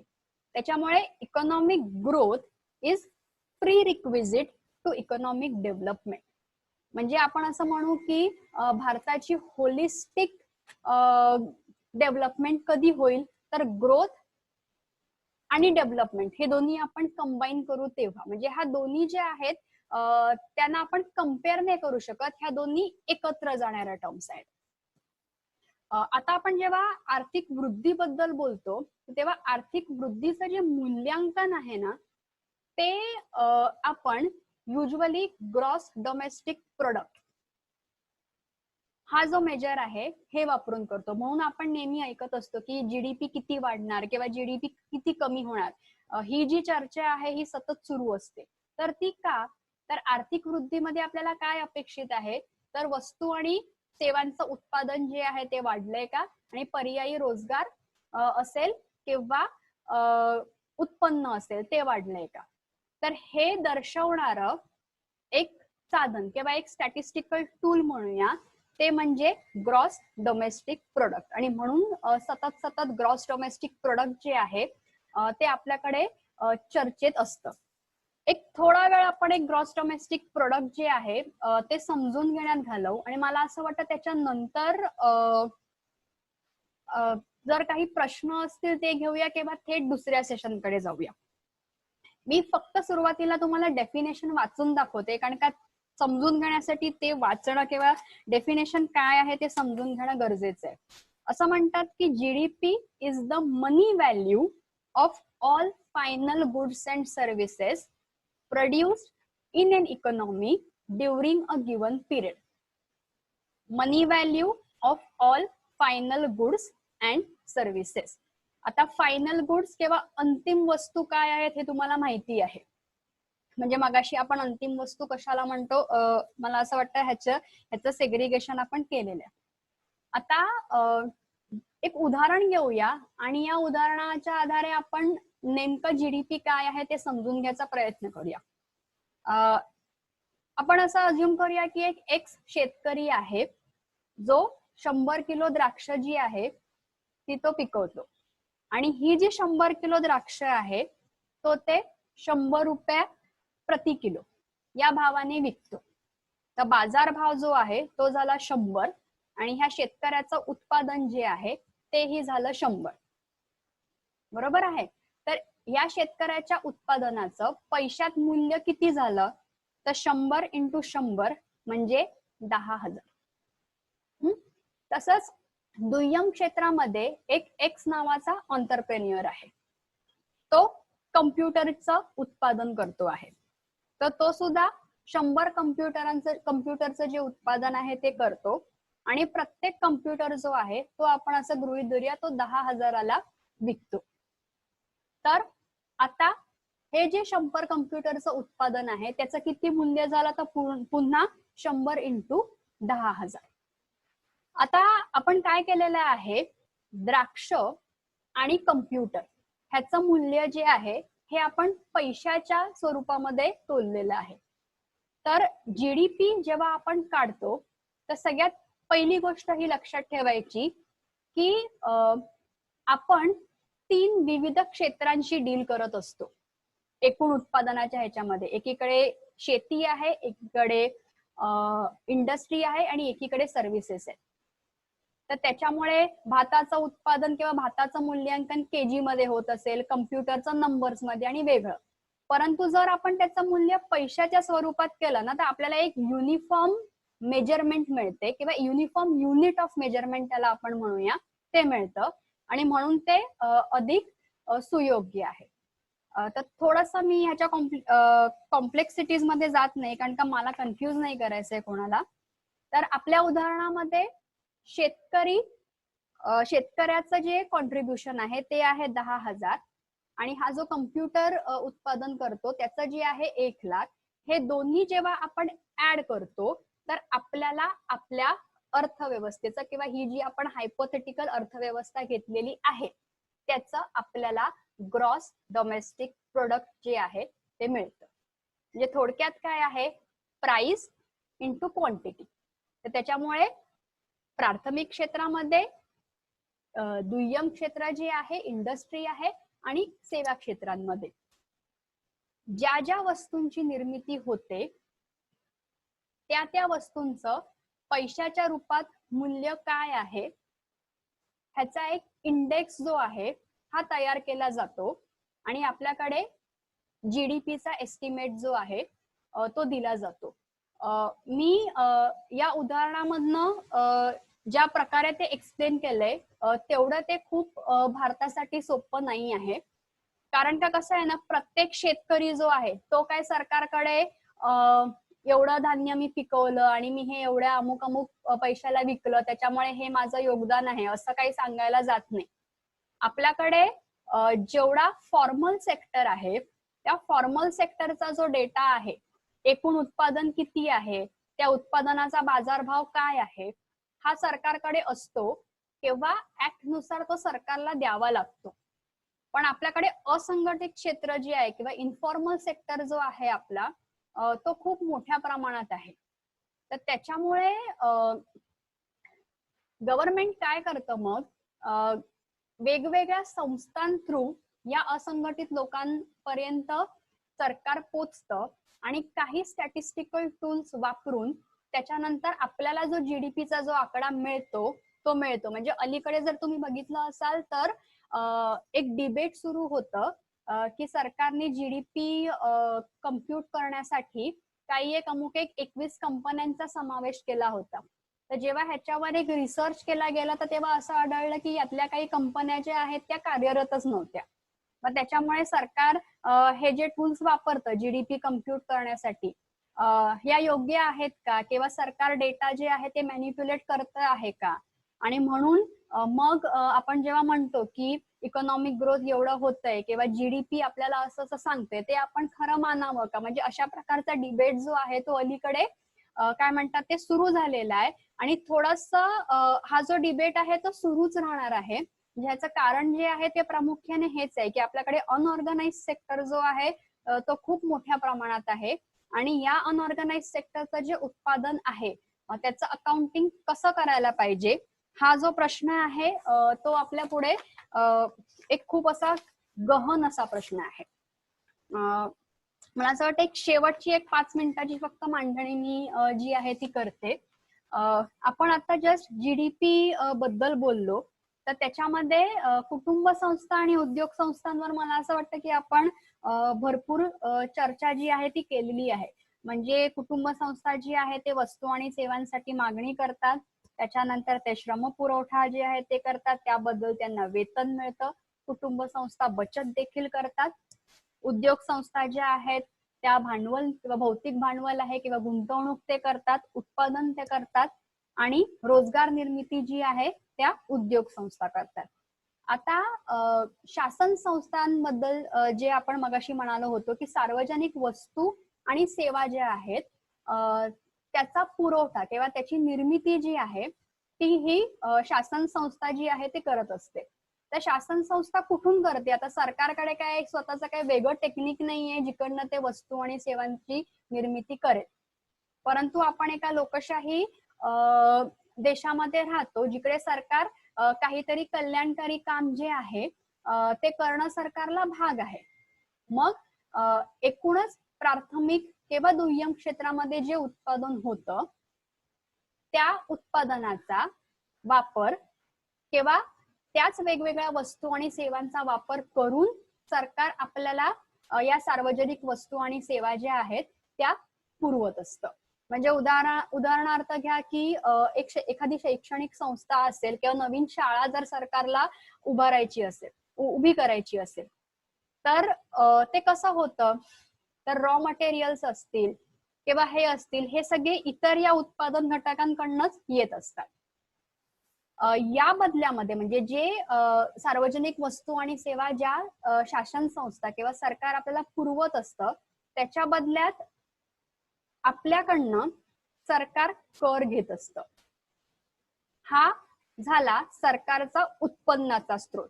म्हणजे जसा कुटुंब संस्थांना वेजेस मिळतं किंवा संयोजकाला नफा मिळतं, तसा शासन संस्था जे आहेत त्यांचा रेव्हेन्यू जो आहे तो कुठून येतो तर टॅक्स मधनं. हा डायरेक्ट टॅक्स असेल किंवा हा इनडायरेक्ट टॅक्स असेल. आणि शेवटचं क्षेत्र जे आपण बोललो होतो ते आपण व्यापार बोललो होतो. तर जेव्हा आपण आयात करतो तर आयातीमध्ये काय होतं, आपण विविध वस्तूंचा आयात करत असतो. तर या ज्या वस्तू आहेत त्या पुढे उत्पादन प्रक्रियेमध्ये आपण वापरतो आणि मग त्याच्यामुळे पुढे उत्पन्न वाढत असतं. जेव्हा आपण निर्यातीबद्दल बोलतो तेव्हा आपल्या ज्या वस्तू आहेत त्या इतर देशांमध्ये जातात आणि पुन्हा आपल्याला उत्पन्न जे आहे ते त्याच्यातनं मिळत असतं. त्याच्यामुळे असं हे जे एक सायकल जे आहे ते सतत जे आहे ते चालू असतं, किंवा आपण म्हणूया की हे जे सगळे फॅक्टर्स आपण डिस्कस केले हे सगळे एकत्रित येऊन इकॉनॉमिक ग्रोथला कॉन्ट्रीब्युट करतात. आपण जर एक ग्रोथ लिटरेचर पाहिलं तर काही काही लोक असंही म्हणतात की केवळ बचत आणि गुंतवणूक जी आहे ती सातत्याने आर्थिक वृद्धीत सुधार होण्यासाठी किंवा वाढ होण्यासाठी पुरेशी नाही आहे. मग त्याच्यासाठी तंत्रज्ञानाची सुद्धा जोड असायला पाहिजे, किंवा आपण ज्याला ह्युमन कॅपिटल म्हणतो, की आपला श्रम जो आहे तो जर अधिक सक्षम असेल, एफिशियंट असेल, चांगला शिकलेला असेल तर त्याची प्रोडक्टिव्हिटी जी आहे ती वाढेल आणि उत्पादनामध्ये त्याची मदत होऊन पर्यायीने आर्थिक वृद्धी जी आहे ती सुद्धा चांगल्या प्रकारची होईल. तर त्याच्यामुळे या दोन गोष्टींव्यतिरिक्त म्हणजे जिथे आता मी ज्या मांडणी केली त्याच्यामध्ये मी फक्त बचत आणि गुंतवणुकीचा उल्लेख केलेला आहे. याच्या व्यतिरिक्त इतरही घटक आहेत जे आर्थिक वृद्धी डिटरमाइन करतात, पण मुद्दामून मी बचत आणि गुंतवणुकीचा उल्लेख ह्याच्यासाठी केला कारण का हे जे दोन घटक आहेत ना हे खूप कोर घटक आहेत. म्हणजे बचत जी आहे ती उद्योग संस्थांना आर्थिक भांडवल पुरवते आणि जर ते आर्थिक भांडवल नसेल तर मग उद्योग संस्था भौतिक भांडवल जे आहे ते कसं निर्माण करणार आणि मग पुढे उत्पादन प्रक्रिया आहे ती होणारच कशी. आणि मग उत्पादन प्रक्रिया जर झालीच नाही तर मग आपण आर्थिक वृद्धीबद्दल चर्चा सुद्धा कशी करणार. तर त्याच्यामुळे हे जे दोन घटक आहेत ते खूप कोर आहेत. मला असं वाटतं की एक बेसिक मांडणी जी आहे ती मी केलेली आहे. तर मला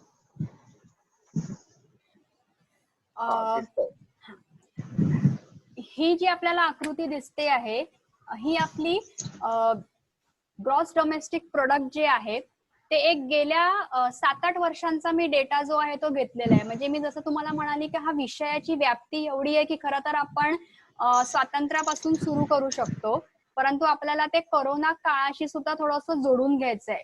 तर त्याच्यामुळे थोडस एक आधी 3-4 वर्षांपूर्वी किंवा 3-4 वर्षांपासून आपली अर्थव्यवस्था कशी आहे आणि मग कोरोनामुळे काय होणार आहे, मला असं वाटतं की हा संबंध आपण चांगला जोडू शकू म्हणून मी एक तो लेटेस्ट डेटा जो आहे 2011 पासून हा घेतलेला आहे. आता ही जर आकृती आपण पाहिली ना म्हणजे ही एक ऍब्सोल्यूट फिगर आहे. तर आपल्याला असं एक कळतं की एक जवळजवळ एक 14 लाख करोडची आपली इकॉनॉमी आहे. म्हणजे IMF म्हणते की $2.8 ट्रिलियन आपली इकॉनॉमी आहे किंवा एवढं उत्पादन जे आहे ते आपल्याकडे होतं. आता आपलं जेव्हा बजेट मांडलं गेलं तर तेव्हा आपल्या ज्या फायनान्स मिनिस्टर आहे त्यांनी असं म्हटलं की 2024 पर्यंत त्यांना ती $5 ट्रिलियन इकॉनॉमी करायची.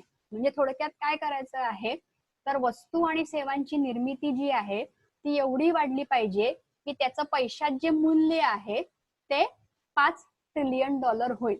ह्याचं पुन्हा फलित काय होईल तर ह्याच्यामुळे अर्थव्यवस्थेमध्ये मागणी वाढेल, विविध वस्तू आणि सेवांचा उपभोग जो आहे ते आपण सगळेच घेऊ शकू, रोजगार वाढेल आणि पर्यायीने उत्पन्न जे आहे ते वाढेल. आता थोडस पुढच्या आकृतीकडे बघूया. मला असं वाटतं ही जी आकृती आहे तिकडे तुम्हाला एक सरळ लाईन दिसते आहे आणि नंतर एक अशी लाईन आहे जी वरून खाली गेलेली आहे. ह्याला ना year on year growth rate म्हणतात. म्हणजे आपण 2011-12 पासून ते 2019-20 पर्यंत GDP किती आहे त्याचा एक डेटा घेतलाय आणि प्रत्येक वर्षी त्याची किती वाढ झालेली आहे हे एक आपण बघतो आहोत, ज्याला आपण म्हणतो year on year growth rate. आता तुम्ही जर पाहिलं तर एक 2016 मध्ये आपल्याकडे डिमॉनिटायझेशन झालं होतं. त्याच्यानंतर सगळ्यांनीच असं म्हटलं होतं की डिमॉनिटायझेशनचा जो फटका आहे तो आपल्या अर्थव्यवस्थेला खूप वाईट पद्धतीने लागणार आहे. आणि त्याच्यानंतर आपल्याला दिसतं की हा जो ग्रोथ रेट आहे तो सातत्याने खाली होतोय किंवा कमी होतोय, खाली नाही होतोय, कमी होतोय. आता एक तिसऱ्या टेबलमध्ये तुम्हाला शेवटचे जे 3 आकडे दिसत असतील -1, -0.36, -1.83 आणि सो ऑन.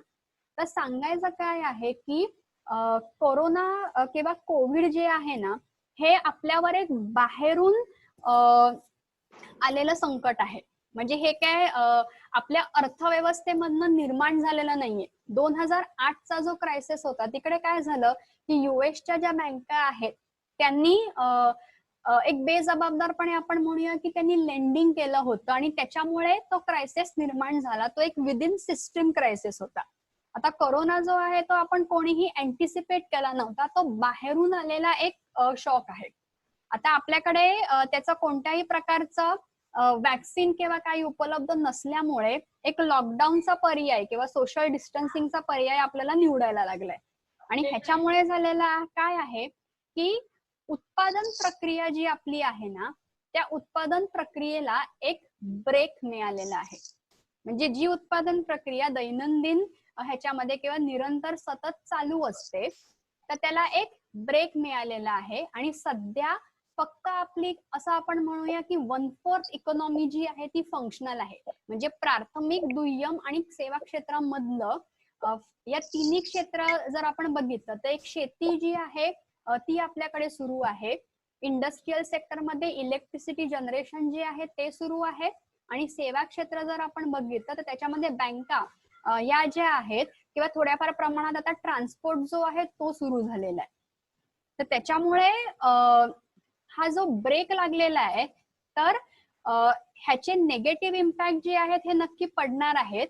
परंतु आपल्या इकॉनॉमीचा जो एक डाऊनफॉल आहे किंवा आर्थिक वृद्धी जर आपण असं म्हणू की जीडीपी दर्शवतं, तर आर्थिक वृद्धी कमी होते. तर ही कधीपासून कमी होत चाललेली आहे की 2017 आणि 18 पासूनच हा जो डाऊनफॉल आहे तो सुरू झालेला आहे. आणि कोरोनामुळे काय होणार आहे तो अधिक ऍग्रेवेट होणार आहे. आपण थोडंसं ना जरा प्राथमिक क्षेत्र, दुय्यम क्षेत्र आणि सेवा क्षेत्रात काय होतंय ह्याचा थोडासा एक आढावा जो आहे तो मी देते.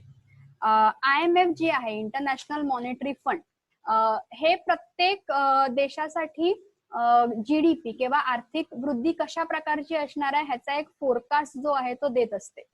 तर IMF असं म्हणतंय की 1930 मध्ये जे ग्रेट डिप्रेशन आलं होतं त्याच्यानंतर आलेलं हे सगळ्यात मोठं डिप्रेशन आहे का, तर ह्याच्यामुळे इकॉनॉमिक ऍक्टिव्हिटी किंवा उत्पादन आहे तेच पूर्णपणे बंद झालेले आहे. म्हणजे ह्याला ते ग्रेट लॉकडाऊन असं म्हणतात. तर जगभरातली किंवा जी आपली ग्लोबल इकॉनॉमी आहे ती ह्याच्यामुळे एक जवळजवळ 3% पूर्णपणे श्रिंक होईल.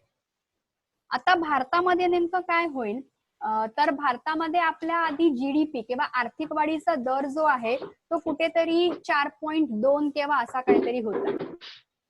तर IMFचं असं म्हणणं आहे की साधारणतः मार्च पासून आपल्याकडे लॉकडाऊन सुरू झालं आणि इकॉनॉमिक ऍक्टिव्हिटी जी आहे ती बऱ्यापैकी स्लो झालेली आहे. त्यांना असं वाटतं की कदाचित नेक्स्ट हाफ जो आहे म्हणजे जून नंतर परिस्थिती जी आहे ती सुधारेल. हळूहळू लॉकडाऊन जे आहे ते उठवलं जाईल आणि मग उत्पादन प्रक्रिया जी आहे ती सुरू होईल. पण ती पूर्णपणे सुरू होईल का, तर पूर्णपणे ती सुरू होणार नाही. त्याच्यामुळे 2020 मध्ये आपली जी आर्थिक वृद्धी आहे ती 1.9 एवढी असेल. म्हणजे 4.2 वरनं आपण थेट 1.9 इथे येईल.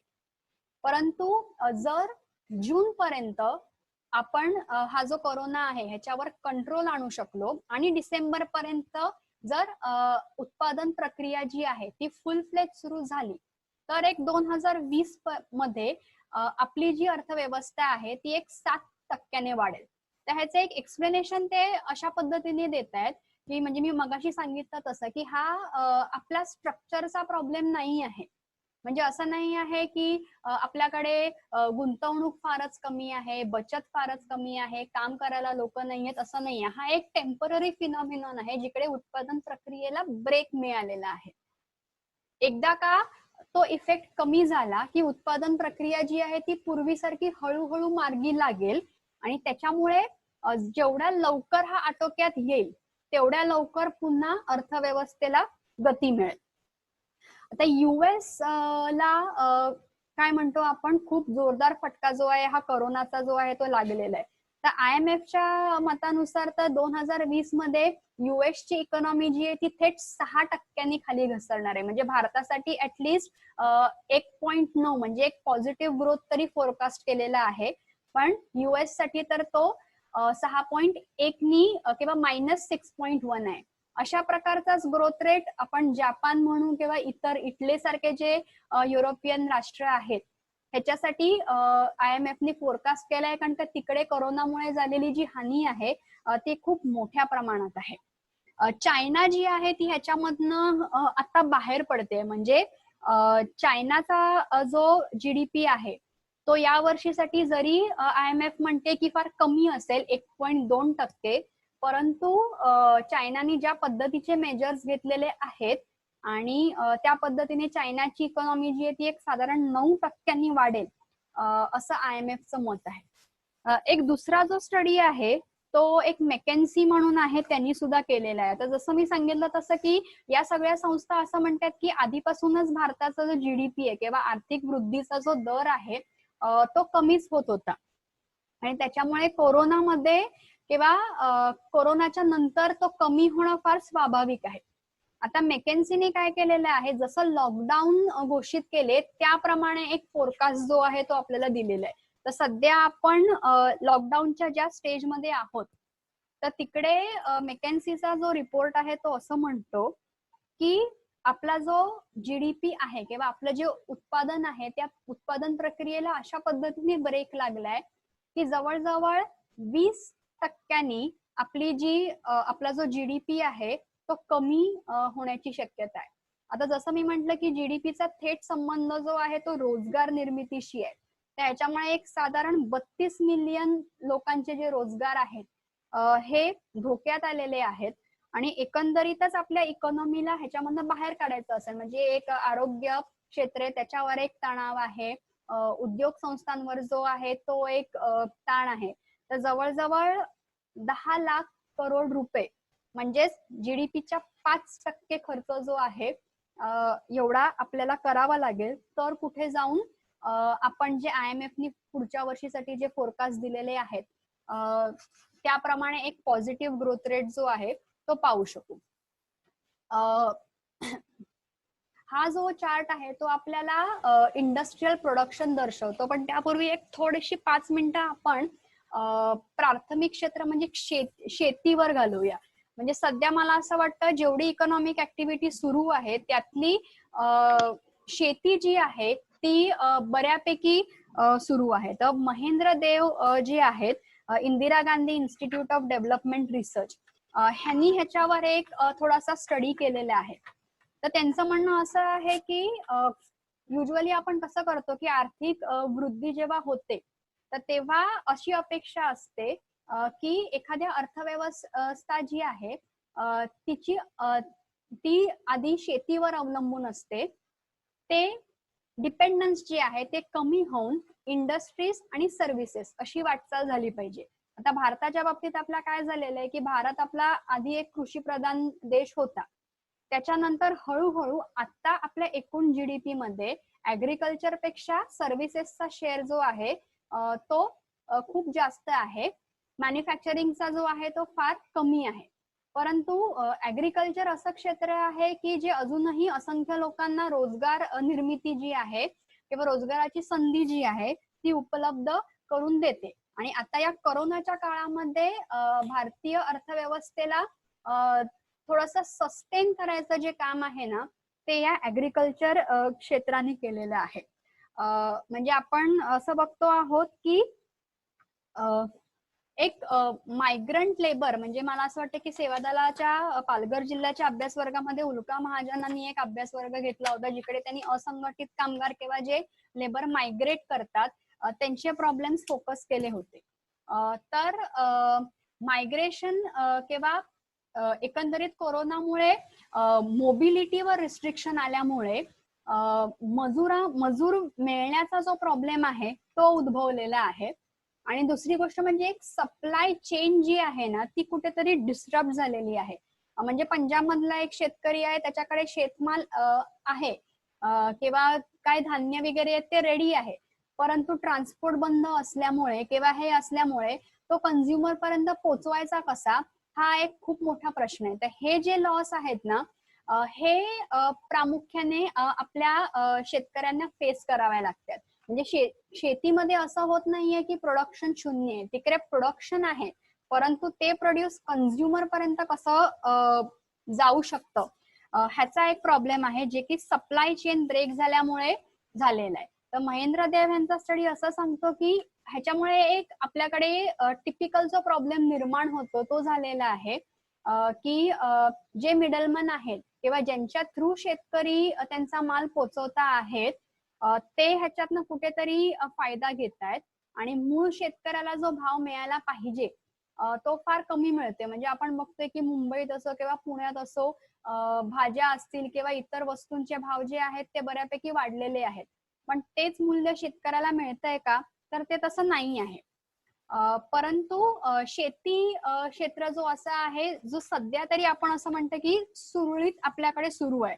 तर ऍग्रीकल्चर मिनिस्ट्री जी आहे ती त्याच्यामुळे काय म्हणतात ते एक थोडीशी ऑप्टिमिस्टिक आहे. त्यांचं असं म्हणणं आहे की या 3 क्षेत्रांपैकी ऍग्रीकल्चर जे आहे आपलं हे 3% वाढायची शक्यता आहे. म्हणजे फूड ग्रेन्स ज्याला आपण म्हणतो, राईस असेल, व्हीट असेल किंवा ऑइल सीड्स असतात, ह्याचं एक चांगल्या पद्धतीचं प्रोडक्शन जे आहे ते आपण घेऊ शकू. फक्त ह्यांना जो कन्स्ट्रेंट आहे तो आपण सोशल डिस्टन्सिंगमुळे श्रम जे आहे त्याची अवेलेबिलिटी न होणं हे एक ह्याला कन्स्ट्रेंट येऊ शकतं. आता ह्या टेबलकडे येऊया. ह्याला आपण म्हणतो इंडेक्स ऑफ इंडस्ट्रियल प्रोडक्शन, म्हणजे आपण दुय्यम क्षेत्र जे आहे तिकडे वळूया. ह्या 8 इंडस्ट्रीज आहेत. एक कोल आहे, crude oil, natural gas, petroleum, fertiliser, steel, cement आणि इलेक्ट्रिसिटी. असं म्हणतात की ह्या ज्या 8 इंडस्ट्रीज आहेत या 8 इंडस्ट्रीजच्या परफॉर्मन्सवर तुमचं एकंदरीत इंडस्ट्रियल सेक्टरची हेल्थ काय आहे ही दिसून येते. आता पुन्हा जर आपण या इंडेक्स कडे नीट पाहिलं ना, तर या 8 सेक्टर्स पैकी एक जर आपण इलेक्ट्रिसिटी आणि थोडंफार अंशात स्टील सिमेंट सोडलं, तर अन्यथा इतर जे सेक्टर्स आहेत ते अगदी 2017-18 पासून तिकडे सुद्धा निगेटिव्ह ग्रोथच आहे. आणि सध्याची जी परिस्थिती अशी आहे, जसं मी म्हंटल की एक इलेक्ट्रिसिटीज आपण सोडलं तर या इतर 8 कोर सेक्टर्स आहेत, इकडे सुद्धा काही फारसं प्रोडक्शन जे आहे ते होत नाहीये. त्याच्यामुळे एक 5.2% इथे ग्रोथ जी आहे ती घसरलेली आहे, किंवा आपण असं म्हणूया की -5.2 जो आहे तो इथला ग्रोथ रेट आहे. आता ह्याचा जो परिणाम आहे म्हणजे नक्की काय झालेलं आहे की उत्पादन जे आहे ते ह्याच्यामुळे तर कमी झालेलंच आहे. मॅन्युफॅक्चरिंग असेल किंवा मॅन्युफॅक्चरिंग मध्ये pharmaceutical industry, textile industry, automobile industry, त्याच्यानंतर मग फूड प्रोडक्ट्स जे आहेत ती बनवणारी इंडस्ट्री असेल, पेय बनवणारी इंडस्ट्री असेल, लेदर इंडस्ट्री असेल किंवा प्लास्टिक रबर ही जी बनवणारी इंडस्ट्री आहे, या इंडस्ट्रीला फटका जो आहे तो फार मोठ्या प्रमाणात बसलाय. म्हणजे डेलॉइटने जो रिपोर्ट पब्लिश केलेला आहे किंवा एशियन डेव्हलपमेंट बँकने जो केलेला आहे, त्यांचं असं म्हणणं आहे की ह्यांचे जे लॉसेस आहेत ते 50 ते 75% जास्त आहे. म्हणजे आउटपुट एवढ्या प्रमाणामध्ये या सगळ्या इंडस्ट्रीजचं कमी झालेलं आहे. तर आता ह्याच्यामुळे काय होऊ शकतं की उत्पादन प्रक्रिया जी आहे ती पूर्ण स्टॉप झाल्यामुळे किंवा होऊ न शकल्यामुळे इथे एम्प्लॉयमेंटवर सुद्धा थोडाफार परिणाम जो आहे तो होणार आहे. मला असं वाटतं की आपण एम्प्लॉयमेंटकडे नंतर येऊया. सध्या कोणत्या सेक्टर्सना एक फटका बसलेला आहे तो आपण बघूया. तसंच जेव्हा आपण सर्व्हिसेस बद्दल बोलतो तर सर्व्हिसेस सेक्टरमध्ये जसं मी म्हणाले की ट्रेड जो आहे तो पूर्णपणे बंद आहे. त्याच्यामुळे आपले जे एक्सपोर्ट्स आहेत ते जवळजवळ निगेटिव्ह झालेले आहेत. म्हणजे -1.36 हा आपल्या एक्सपोर्ट्स मधला किंवा हा आपल्या एक्सपोर्टचा ग्रोथ रेट आहे. आता पुन्हा IMF जे आहे ते असं सांगतं की जर डिसेंबर पर्यंत सगळं सुरळीत झालं तर भारताचे जे एक्सपोर्ट्स आहेत ते पुन्हा सर्ज होण्याची शक्यता आहे, जी पुन्हा 11% पर्यंत येण्याची शक्यता आहे. हा एक डायग्राम जो आहे तो मी इकडे टाकलेला आहे, मी जस्ट वाचून दाखवते. इंजिनिअरिंग गुड्स असतील, पेट्रोलियम प्रोडक्ट्स असतील, पुन्हा ड्रग्स, फार्मास्युटिकल्स आहे, कॉटन आहे, राईस आहे, हे जे आपले कमॉडिटीज आहेत ना, हे इथे आपलं डोमेस्टिक प्रोडक्शनच खूप जास्त नाहीये, तर आपले एक्सपोर्ट सुद्धा खूप जास्त आहेत. आता आपण कोणत्या देशांना एक्सपोर्ट जास्त करतो, तर युरोपियन युनियन असेल किंवा USA जो आहे तो आपला मेजर ट्रेडिंग पार्टनर आहे. अगदीच आपण म्हणत असू की चायनाचे प्रोडक्ट घेऊ नका किंवा हे असेल, तरी सुद्धा मरीन प्रोडक्ट असतील, आयर्न ओर असेल, ड्रग्स आणि फार्मास्युटिकल आहे, केमिकल आहे, ह्याचे बऱ्यापैकी एक्सपोर्ट जे आहेत ते आपण चायनाला करतो. तर त्याच्यामुळे एकंदरीत या कोरोनामुळे हे जे आपले एक्सपोर्ट्स आहेत, या एक्सपोर्ट्स ला जोरदार फटका बसणार आहे. आणि त्याच्यामुळे पुन्हा जसं मी म्हणते की एक्सपोर्ट्स मध्ये नक्की काय होतं, तर आपल्या इथल्या उद्योग संस्था आहेत ते जे काय प्रोड्यूस करतात त्या एक्सपोर्ट करत असतात. तर पुन्हा इथल्या प्रोडक्शनवर, पर्यायी एम्प्लॉयमेंटवर आणि आपल्या उत्पन्नावर ह्याचा जो परिणाम आहे तो नक्कीच होणार आहे. एक एक्सपोर्टचाच आपण बोलत असल्यामुळे मला इथे क्रूड ऑइल चा उल्लेख जो आहे तो करावासा वाटतो. म्हणजे आपल्याला माहितीये की ओपेक म्हणून ही जी संस्था आहे, oil and petroleum producing economist जे आहेत, त्यांच्याकडे ऑइल सप्लाय करायचा जो मोनोपोली आहे, तर पूर्ण हे जे आहे ना हे एक्सपोर्ट वरच चालतं. म्हणजे प्रोड्यूस होऊन हे जे आहे ते एक्सपोर्ट केलं जातं. तर कदाचित जगाच्या इतिहासात हे पहिल्यांदा झालेलं आहे की क्रूड ऑइलची जी किंमत आहे ती 65% घसरलेली आहे. म्हणजे $60 बॅरलला आपल्याला क्रूड ऑइल आता मिळते. म्हणजे ते मला असं वाटतं 110 वगैरे असं होतं. आणि IMFचं असं म्हणणं आहे की ही जी स्थिती आहे ही गेले काही पुढचे महिने जी आहे अशीच राहील. म्हणजे अजूनही कमी होण्याची किमती शक्यता आहे. जे $45 पर्यंत या ज्या किमती ज्या आहेत त्या येऊ शकतात. एक शेवटचा आस्पेक्ट जो आहे, जो मला असं वाटलं की खूप महत्वाचा आहे, तो म्हणजे फॉरेन डायरेक्ट इन्व्हेस्टमेंट, म्हणजे परकीय थेट गुंतवणूक. जसं मी म्हटलं की आपल्याकडे उद्योग संस्था ज्या आहेत, जसं भारतीय उद्योग संस्था आहेत तसं बहुराष्ट्रीय कंपन्या ज्या आहेत त्या सुद्धा आपल्याकडे सध्या खूप मोठ्या प्रमाणात कार्यरत आहेत. तर त्या कोणत्या क्षेत्रात आहेत, तर सर्व्हिसेस सेक्टर मध्ये आहे, कन्स्ट्रक्शन मध्ये आहे. आपल्याकडे ज्या कंपन्या गुंतवणूक करतात किंवा उत्पादन करतात त्यातल्या बहुतांश कंपन्या ज्या आहेत त्या US मधल्या आहेत. आता US या कोरोना मुळे इतका वाईट पद्धतीने अफेक्ट झालेला आहे की असं म्हणतात की US च्या ज्या उद्योग संस्था आहेत त्यांची बेसिक इन्व्हेस्टमेंट कपॅसिटी किंवा प्रोडक्शन कपॅसिटीज खूप वीक झालेली आहे. तर त्याच्यामुळे आपल्याकडे सुद्धा ह्याचे जे पडसाद आहेत, म्हणजे कदाचित एम्प्लॉयमेंट कमी होणं किंवा प्रोडक्शन कमी होणं, हे या क्षेत्रांमध्ये होऊ शकतं. एक दुसरं आर्ग्युमेंट या दृष्टीने असं येतं की चायनामध्ये सुद्धा बहुराष्ट्रीय कंपन्या ज्या आहेत त्या खूप मोठ्या प्रमाणामध्ये आहेत. तर सध्या चायना जे आहे ते कोरोनाचं हब आहे. त्याच्यामुळे या भरपूर साऱ्या कंपन्या ज्या आहेत त्या आपल्याकडे येऊ पाहतायत अशी एक न्यूज जी आहे ती खूप जास्त प्रमाणात सर्क्युलेट होते. तर बरोबर आहे, ह्या ज्या मल्टीनॅशनल एंटरप्राइजेस ज्या आहेत त्या जिकडे त्यांना स्वस्त उत्पादन करायची संधी मिळते तिथे त्या जातच असतात. आणि भारतासारखे जे देश आहेत ते त्यांना स्वस्त लेबर असेल किंवा स्वस्त रिसोर्सेस जे आहेत ते उपलब्ध जे आहेत ते करून देतात. परंतु पुन्हा मी इथे IMF आणि ह्याच कोट करते की सोशल डिस्टन्सिंगमुळे एकंदरीतच डोमेस्टिक मायग्रेशन नाही पण इंटरनॅशनल मायग्रेशन वर सुद्धा एक कन्स्ट्रेंट आलेला आहे. त्याच्यामुळे अरे वा, आता चायनातल्या सगळ्या कंपन्या आपल्याकडे येतील आणि आपला फायदा होईल असं होईल असं काय म्हणतात ते कोणत्याही ह्या इन्स्टिट्यूशनला किंवा मला तरी प्रत्यक्षात असं होताना नाही दिसत. एक शेवटची 2 मिनिटं मला असं वाटतं की आपण एक एम्प्लॉयमेंटची जी चर्चा आहे त्याच्यावर करूया आणि मग मी थांबते.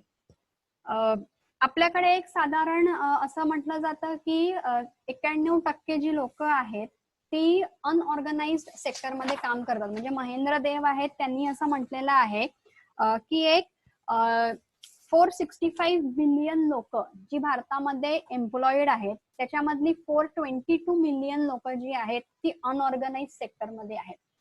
आता उत्पादन प्रक्रिया जी आहे त्याच्याबद्दल काय म्हणतात ते ती अनऑर्गनाइज क्षेत्रासाठी किंवा अनऑर्गनाइज ह्याचा आपण मी पुन्हा एक हे करते. एकंदरीत ह्या कोरोनाचा जो जास्त इम्पॅक्ट जो आहे तो अनऑर्गनाइज सेक्टरच्या एम्प्लॉयमेंटवर खूप जास्त प्रमाणात बसणार आहे. कारण का आपण ऑर्गनाइज सेक्टर जेव्हा म्हणतो तेव्हा ऑर्गनाइज सेक्टरला काही लेबर लॉसच्या अंतर्गत एक प्रोटेक्शन तरी असतं, परंतु अनऑर्गनाइज सेक्टर जो आहे त्याला अशा कोणत्याही प्रकारचं प्रोटेक्शन जे आहे ते नाही आहे.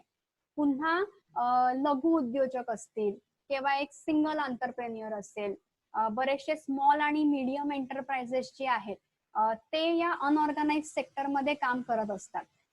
क्रेडिट असेल किंवा मी जे आर्थिक भांडवल म्हटलं त्यांना त्याचा खूप इझी एक्सेस जो आहे तो त्यांना नसतो, किंवा त्यांची मुळातच एकंदरीत सस्टेन व्हायची कपॅसिटी जी आहे ती खूप वीक असते. त्याच्यामुळे अशा ठिकाणी दोन्ही संयोजक असतील किंवा लेबरर्स असतील, ते अचानक हा जो शॉक येतो ज्याच्यामुळे प्रोडक्शनच बंद पडतं त्याला खूप जास्त प्रमाणात ते वल्नरेबल असतात.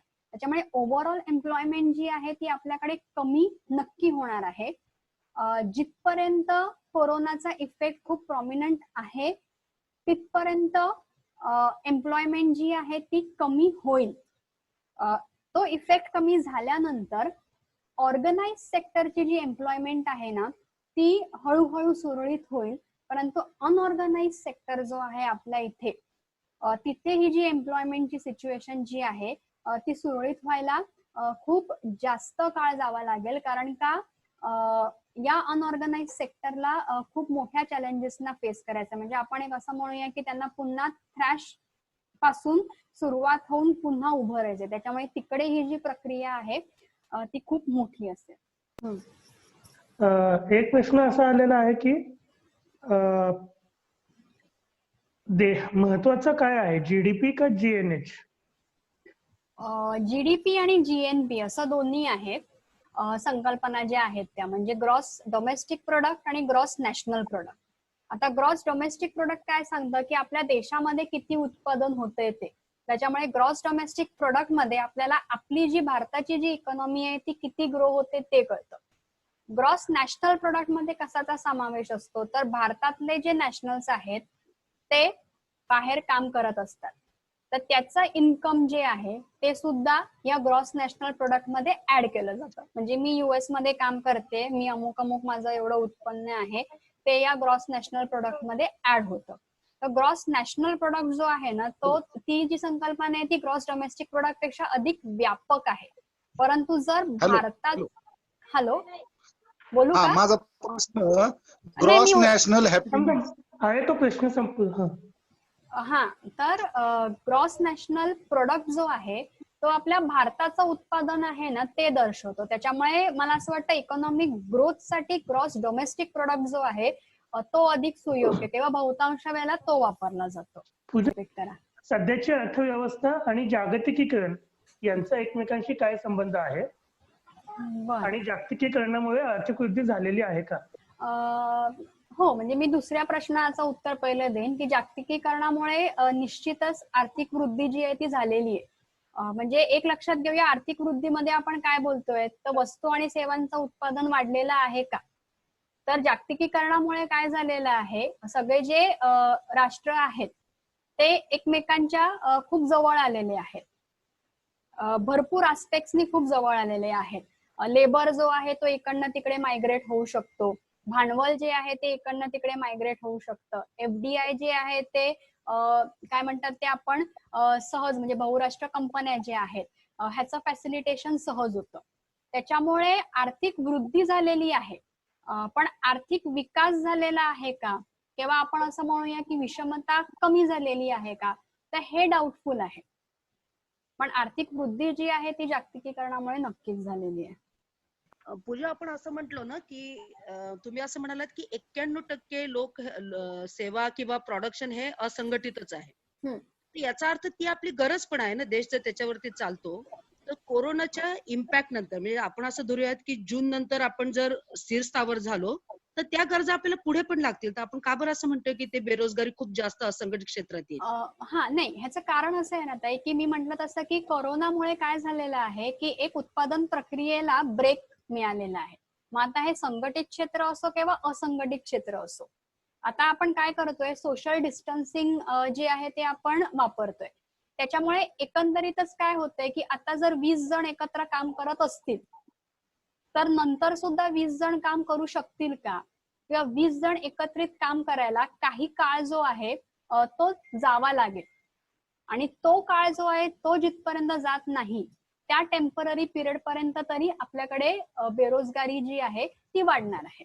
आणि ती असंघटित क्षेत्रामध्ये का वाढणार आहे? कारण का असंघटित क्षेत्रातले जे मजूर आहेत त्यांना कुठच्याही प्रकारच्या लॉचं प्रोटेक्शन जे आहे ते नाहीये, त्याच्यामुळे ते जास्त वल्नरेबल आहे. म्हणजे सध्या भारताची स्थिती आपली अशी आहे की ऑर्गनाइज सेक्टरचे कामगार सुद्धा या पद्धत किंवा ह्याला वल्नरेबल आहेत, परंतु असंघटित कामगार जे आहेत ते जास्त पद्धतीने.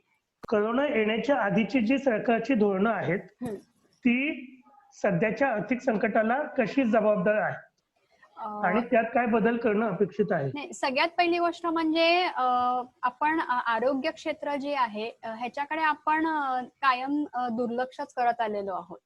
म्हणजे जेव्हा कोरोना कसा कॉम्बॅट करायचा ह्याची कंपॅरिझन केली जाते ना, तर तेव्हा असं म्हटलं जातं की आपण US असतील किंवा इतर विकसित देश असतील त्यांच्याकडे ना एक हेल्थकेअर मेकॅनिझम जी आहे ती आपल्यापेक्षा खूप चांगली आहे. का तर ते जे देश आहेत ते GDPचा एक हँडफुल वाटा जो आहे तो हेल्थकेअर मध्ये इन्व्हेस्ट करतात.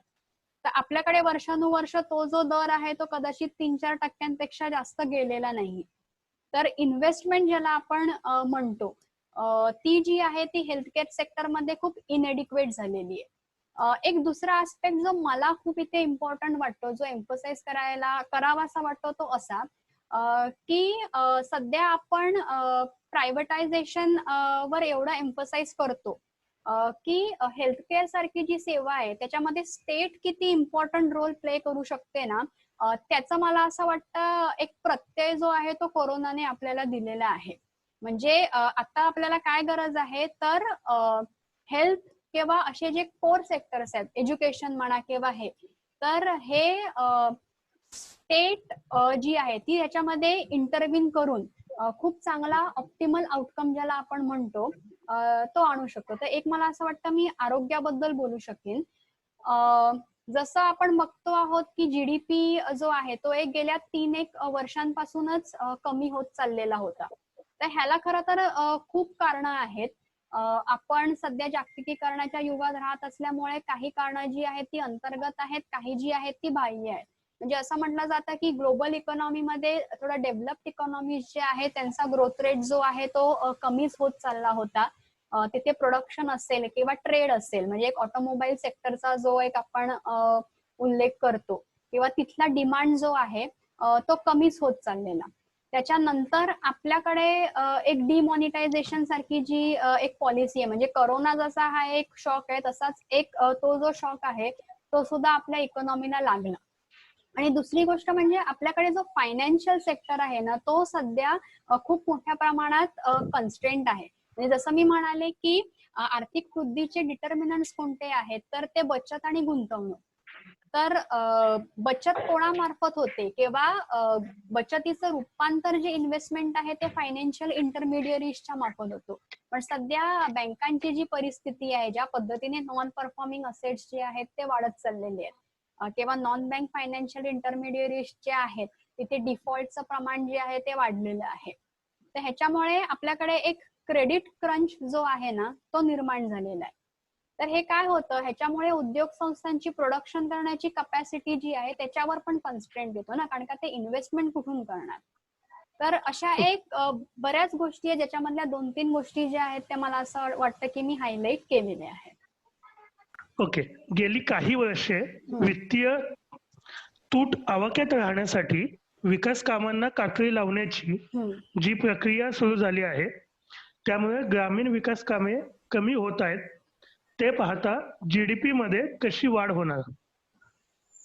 नाही, मला असं वाटतं थोडंसं म्हणजे इथे त्यांना असं म्हणायचं आहे की फिस्कल डेफिसिट जे आहे ते कंट्रोल करण्यासाठी विकासांच्या कामावर किंवा विकासांना जे अलॉकेशन जे केलं जातं त्याच्यामध्ये कपात जी आहे ती आलेली आहे.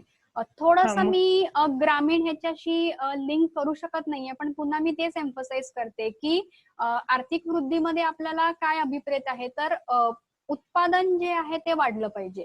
तर नेमकं ग्रामीण विकासाची कामं म्हणजे त्यांना काय अभिप्रेत आहे हे जर कळलं तर मी तो प्रश्न नीट पद्धतीने त्याची उत्तर देऊ शकेन असं मला वाटतं. ओके. त्यांनी असंच दिलेलं आहे की ग्रामीण विकासाची बाकीची कामं नाही झाली तर जीडीपी कसा वाढणार. दुसरा एक प्रश्न आहे, तोपर्यंत कदाचित ते ऐकत असेल तर रिप्लाय देतील ते.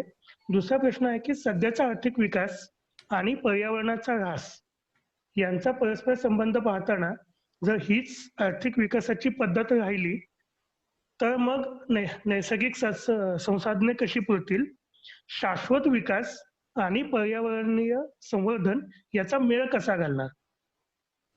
मला असं वाटतं हा एक खूप चांगला प्रश्न आहे. म्हणजे कोरोना काळात आपण न्यूज पाहतोय की कुठेतरी एक उत्पादन प्रक्रिया बंद झाल्यामुळे कशा पद्धतीने एकीकडे हिमालय रेंजेस दिसत आहेत, मुंबईमध्ये अगदी मोर दिसलेत किंवा हे आहेत. थोडंफार जे मी आता एक आर्ग्युमेंट करणार आहे ना ते खूप असं श्रूड असं आर्ग्युमेंट वाटेल तुम्हाला, पण थोडीशी उत्पादन प्रक्रिया आहे ना ही याच श्रूड प्रिमाइसवर बेस आहे. म्हणजे जसं मी आधी तुम्हाला सांगितलं की आपल्या गरजा ज्या आहेत त्या असंख्य आहेत आणि साधन सामग्री जी आहे ना ती आपल्याकडे खूप मर्यादित आहे.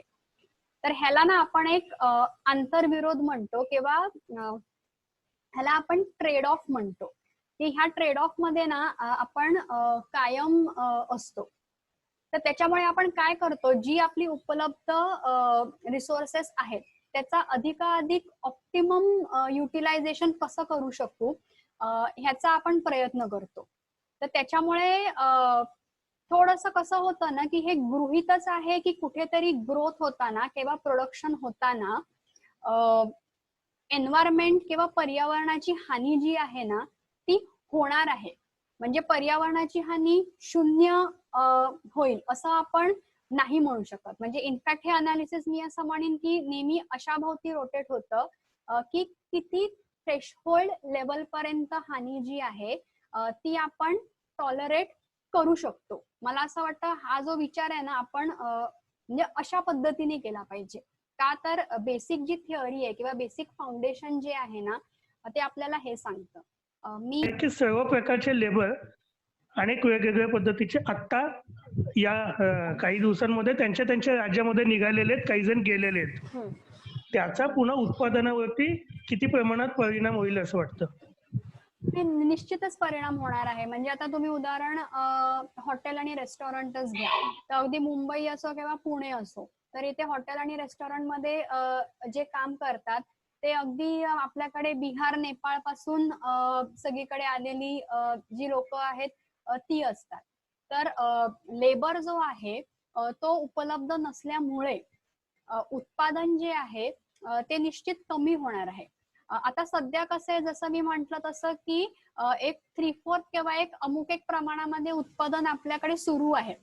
पण हळूहळू जसं जसं आपण हे जी लॉकडाऊनची जी सक्ती आहे ती ईज करू, त्याच जोडीला मला तरी असं वाटतं की थोडेसे आपल्याला ट्रान्सपोर्ट नॉर्म्स किंवा हे आहेत ते सुद्धा ईज करावे लागतील. अन्यथा काही क्षेत्रांमध्ये डेफिनेटली लेबर शॉर्टेज जो आहे तो नक्कीच क्रिएट होईल.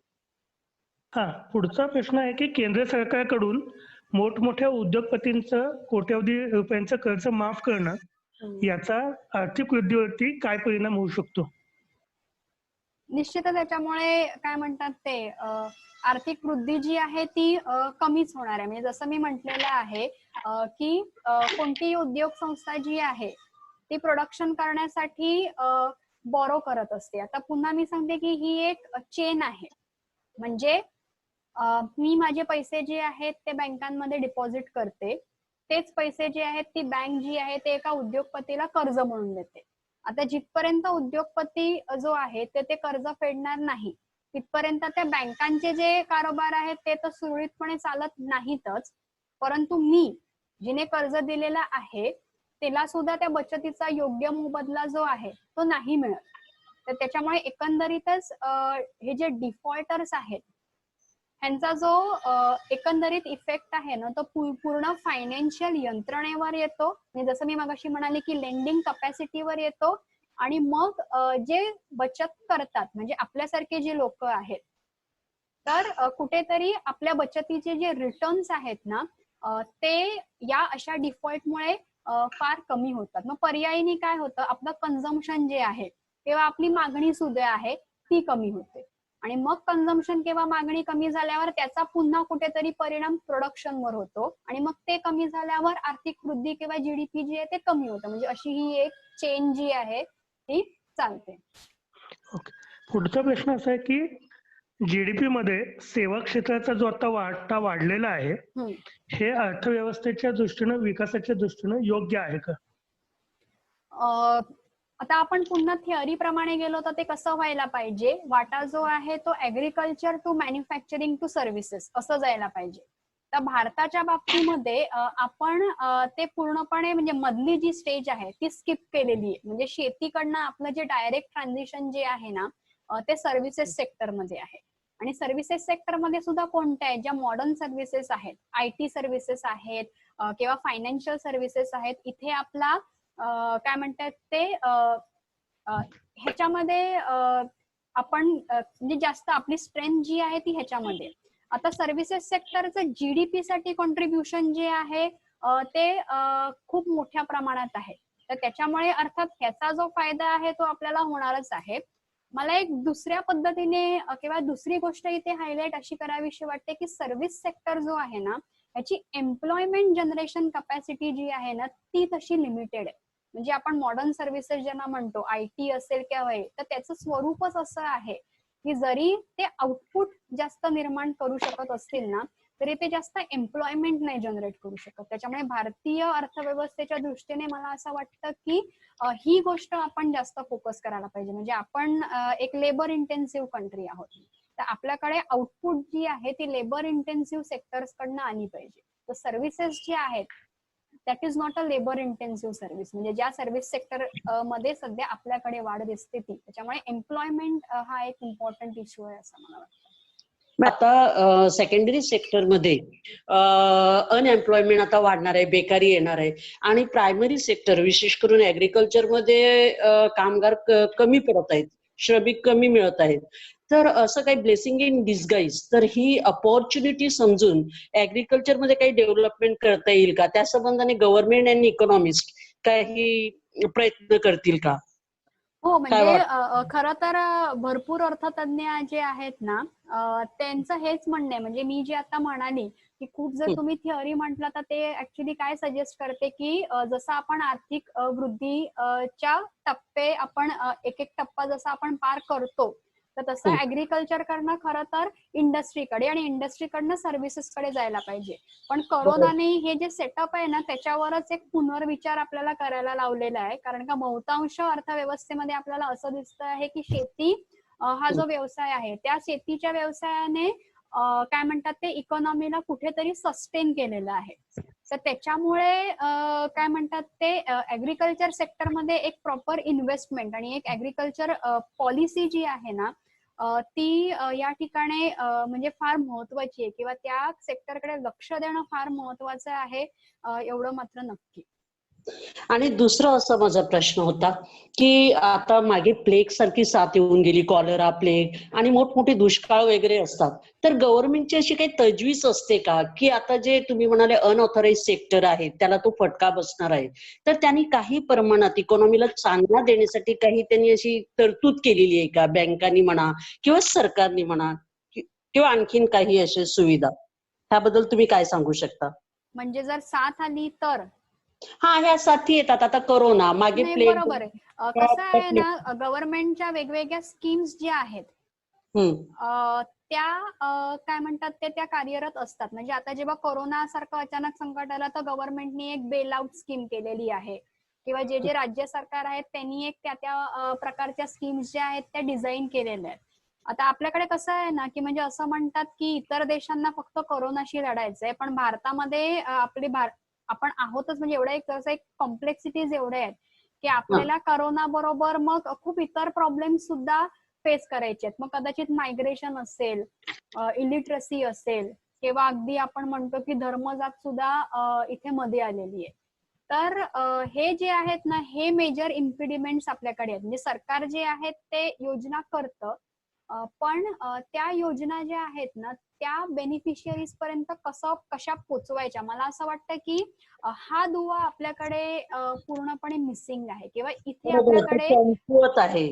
हा आणि म्हणजे कारण बोला. म्हणजे एक उदाहरण असं द्यायचं झालं तर सध्या सरकार जे आहे त्यांनी असं ठरवलेलं आहे की सगळ्यांना मोफत धान्य किंवा धान्य पुरवतंय सरकार. हं. तर हे मोफत आपल्याला असं वाटतं की मोफत पुरवणार आहे, पण ते कसं आहे तर आधी जाऊन पैसे देऊन ते धान्य घ्यायचंय आणि त्याच्यानंतर ते पैसे तुम्हाला मिळतील. पण पैसे घेण्यासाठी किंवा ते धान्य घेण्यासाठी सुद्धा तेवढे पैसे जे आहेत ते असणं गरजेचं आहे ना. म्हणजे आता जर तुम्ही अभिजित बॅनर्जी किंवा रघुराम राजन म्हणताय तर त्यांचं तेच म्हणणं आहे की खूप मोठ्या प्रमाणामध्ये डायरेक्ट कॅश ट्रान्सफर जी आहे ती खरी तर तुम्ही करायला पाहिजे. म्हणजे अशा प्रकारच्या बेलआउट पॅकेजेस पेक्षा सरळ डायरेक्ट कॅश ट्रान्सफर जी आहे ती करा. ती करणं आपल्याला सहज शक्य आहे. तर त्यांनी काय होईल की अशा प्रकारच्या जेव्हा साथी येतात आणि जे असंघटित कामगार असतील किंवा जे लोक खूप वाईट पद्धतीने ह्याला अफेक्ट होतात, तर कॅश मिळाल्यामुळे ऍटलिस्ट त्यांच्या दैनंदिन गरजा ज्या आहेत त्या तरी पूर्ण करता येतील. आणि हे एक अगदी सहज सोपं मेजर आहे जे सरकार राबवू शकते. ओके. हा, पूजा, पुढचा एक प्रश्न आहे की उत्पादन प्रक्रिया वाढण्यासाठी जे 4 घटक आहेत त्यातले इतर 3 घटक लॉकडाऊन नंतर उपलब्ध होऊ शकतात, पण भांडवलाची अडचण येऊ शकते या सगळ्या याच्यामध्ये. तर ते कशा पद्धतीने उपलब्ध होऊ शकतं? म्हणजे जर देशाचा विकास करायचा असेल, आर्थिक वृद्धी करायची असेल, विकास करायचा असेल, तर हे भांडवल आता जे उपलब्ध नसेल त्याच्यासाठी काय सरकारनं किंवा कुठून उपलब्ध होईल? पुन्हा मी सांगते की आपण आता इथे दोन्ही भांडवलांची चर्चा करूया. एक आर्थिक भांडवल जे आपल्याला लागतं आणि एक फिजिकल कॅपिटल जे आहे ते. आता कसं आहे ना, जसं मी म्हटलं की आर्थिक भांडवल जर आपल्याला उपलब्ध करून द्यायचं असेल तर एक फायनान्शियल सेक्टर जो आहे तो बऱ्यापैकी स्ट्रॉंग लागतो. सध्या भारताची जी फायनान्शियल सेक्टर किंवा जगभरातच फायनान्शियल सेक्टरमध्ये क्रेडिटचा खूप मोठा प्रॉब्लेम आहे. त्याच्यामुळे आपण बघू शकता की जे तज्ज्ञ आहेत ते असं म्हणतात की जसं बेलआउट पॅकेजेस किंवा जसे फिस्कल मेजर्स घेतले जात आहेत तसे मॉनिटरी मेजर्सही घेतले जात आहेत. म्हणजे आरबीआय जी आहे ती एकीकडे इंटरेस्ट रेट आहेत ते कमी करते किंवा ह्या ज्या इंडस्ट्रीज आहेत त्यांना काही असं एक बेलआउट पॅकेज किंवा इन्व्हेस्टमेंट पॅकेज डिझाईन करता येईल का, जेणेकरून ते एक थ्रेशोल्ड गुंतवणूक करू शकतील आणि प्रोडक्शन प्रक्रिया सुरू होईल. तर अशा पद्धतीचं एक पॉलिसी डिस्कशन जे आहे किंवा ते एक उभं राहत आहे. आणि दुसरीकडे मला असं वाटतं की कसं आहे ना की कोरोनामुळे प्रोडक्शन प्रोसेस एकदम स्टॉप झालेली आहे. आता थोडंसं आपण ह्या प्रोडक्शन प्रोसेसचा विचार केला ना तर इन्व्हेंटरी किंवा स्टॉक नावाचा जो प्रकार आहे ना तो प्रत्येक उद्योग संस्थांकडे असतं. म्हणजे असं नाहीये की आता उद्या मला जर टेलरिंग सुरू करायचंय तर भारतामध्ये सेविंग मशीन उपलब्धच नसणार. त्याच्यामुळे एक्झिस्टिंग स्टॉक किंवा जी इन्व्हेंटरी आहे ती वापरून मला असं वाटतं इमिजिएटली प्रोडक्शन प्रोसेस जी आहे ती सुरू होऊ शकते. पण ती प्रोडक्शन प्रोसेस सुरळीत होण्यासाठी किंवा ती ट्रिगर होण्यासाठी ना तज्ज्ञांचं असं म्हणणं आहे की निश्चितच एक व्यवस्थित बेलआउट पॅकेज किंवा एक स्ट्रॅटेजी जी आहे किंवा एक चांगली साऊंड मॉनिटरी फिस्कल पॉलिसी जी आहे त्याची गरज आहे. ओके. एक प्रश्न असा आलाय की अमेरिकेमध्ये जी आता बेकारी आलेली आहे त्याचा आपल्या आर्थिक विकासावरती आणि देशाच्या अर्थव्यवस्थेवरती परिणाम होऊ शकतो का? अमेरिकेमध्ये बेकारी म्हणजे आता कोरोनामुळे जी बेकारी आलेली आहे, हो म्हणजे कसं आहे ना एकंदरीत उत्पादन जे आहे ते कमी झालेलं आहे आणि त्याच्यामुळेच कुठेतरी ही बेकारी जी आहे ती आलेली आहे. आता कसं आहे युएसला जसं आपण एक्सपोर्ट करतो तसं बऱ्यापैकी युएस कडनं आपण इम्पोर्टही करतो. तर एरवी ही चेन कशी असणार होती की मग आपले इम्पोर्ट्स कमी झाल्यामुळे जर काही मध्यस्थी वस्तू किंवा इंटरमिडिएट गुड्स जर आपण इम्पोर्ट करत असू तर त्याचा थेट परिणाम जो आहे तो आपल्या उत्पादनावर होईल. पण मला असं वाटतं की तसं ऍज इट इज झालेलंच आहे. म्हणजे बघा ना इम्पोर्ट जे आहेत ते ऑलमोस्ट स्टॉपच झालेले आहेत. म्हणजे कार्गो थ्रू जे काय इसेन्शियल गुड्सचे एक्सपोर्ट इम्पोर्ट जे आहेत ते सुरू आहेत. अदरवाईज बाकी तसं बघायला गेलं तर नाही सुरू आहे. त्याच्यामुळे उत्पादनावर काय म्हणतात ते आयात कमी झाल्यामुळे एक उत्पादनावर परिणाम जो आहे आपला तो निश्चितच झालेला आहे. Hello hello Shrikant. हा बोला. हा एक प्रश्न असा आहे की बड्या उद्योगांचे कर्जमाफी आणि बँकांचे बुडण्याचे प्रमाण याच्यामुळे लोकांची बचतीकडे पाहण्याची दृष्टी आता बदललेली दिसते. आता लोक बचत करण्यापेक्षा सोन्यामध्ये गुंतवणूक किंवा दुसऱ्या काही याच्यामध्ये गुंतवणूक करून ती आपली गुंतवणूक सुरक्षित राहील याच्याकडे लक्ष देत आहेत. त्यामुळे बँकेत जर गुंतवणूक झाली नाही तर त्याचा परिणाम अर्थव्यवस्थेवरती नेमका कशा पद्धतीने होऊ शकेल? नाही, डेफिनेटली बँकात जसं मी म्हणते की कसं आहे ना, गोल्ड आहे ना, ह्याची इन्व्हेस्टमेंट थोडीशी एक अशी आपण एक डेड इन्व्हेस्टमेंट म्हणून खरं तर बघायला पाहिजे. म्हणजे आपली हाऊस जी आहे की आमच्याकडे एवढं सोनं आहे ती पूर्ण होते, परंतु आपली जी सेव्हिंग्स आहे ती कोणत्याही प्रोडक्टिव्ह कामासाठी मग चॅनलाइज होत नाही. हे एक आपण लक्षात घ्यायला पाहिजे. त्याच्यामुळे जर आपण जसं तुम्ही म्हणतात की आपल्या सेव्हर्सचा जर एक अप्रोच असा झाला की बँकेत ठेवल्याने आपले पैसे जे आहेत किंवा आपल्याला रिटर्न्स कमी मिळणार आहेत किंवा आपले पैसे बुडतील का अशी जर भीती निर्माण झाली तर ह्याचा निश्चित परिणाम जो आहे तो पुढे उद्योग संस्थांच्या गुंतवणुकीवर होणार आहे आणि परिणामी तो आपल्या उत्पादनावर सुद्धा होणार आहे. आणि आपण इथे थोडंसं अजून एक व्यापक हे घेऊन त्याला थोडंसं ऍड करूया. म्हणजे मी खरं तर शासन संस्थेबद्दल किंवा त्याचा एक थोडासा उल्लेख केला होता, पण एक लक्षात घेऊया की आपण जे एकूण उत्पादन करतो किंवा आपलं एकूण जे जीडीपी आहे त्याचा युटिलायझेशन जे आहे ना ते गव्हर्नमेंट सुद्धा करत असतं. तर त्याच्यामुळे फक्त काय म्हणतात ते उद्योग संस्थांवरच याचा परिणाम होतो असं नाही आहे. तर कुठेतरी अशा प्रकारे जेव्हा प्रोडक्शन रिस्ट्रेंट होतं तर तेव्हा गव्हर्नमेंटचं पब्लिक सर्व्हिसेस आणि गुड्सवर स्पेंड करायची कपॅसिटी जी आहे ही सुद्धा कुठेतरी कन्स्ट्रेंट होते. जस्ट मी हे जोडलं त्याला. ओके. फेसबुकवरून एक प्रश्न आलेला आहे की 2008 साली जागतिक मंदी आली होती, पण त्यावेळेला अर्थशास्त्रज्ञ असलेल्या पंतप्रधान मनमोहन सिंग यांनी सामान्य जनतेपर्यंत त्याची झळ पोहोचू दिली नव्हती. त्याप्रमाणे आताच्या मंदीमध्ये मोदी सरकारला हे शक्य नाही का? खरं आहे ना, हे दोन्ही ज्या मंद्या आहेत मी जसं म्हणाले की त्याचं स्वरूप वेगळ्या प्रकारचं आहे.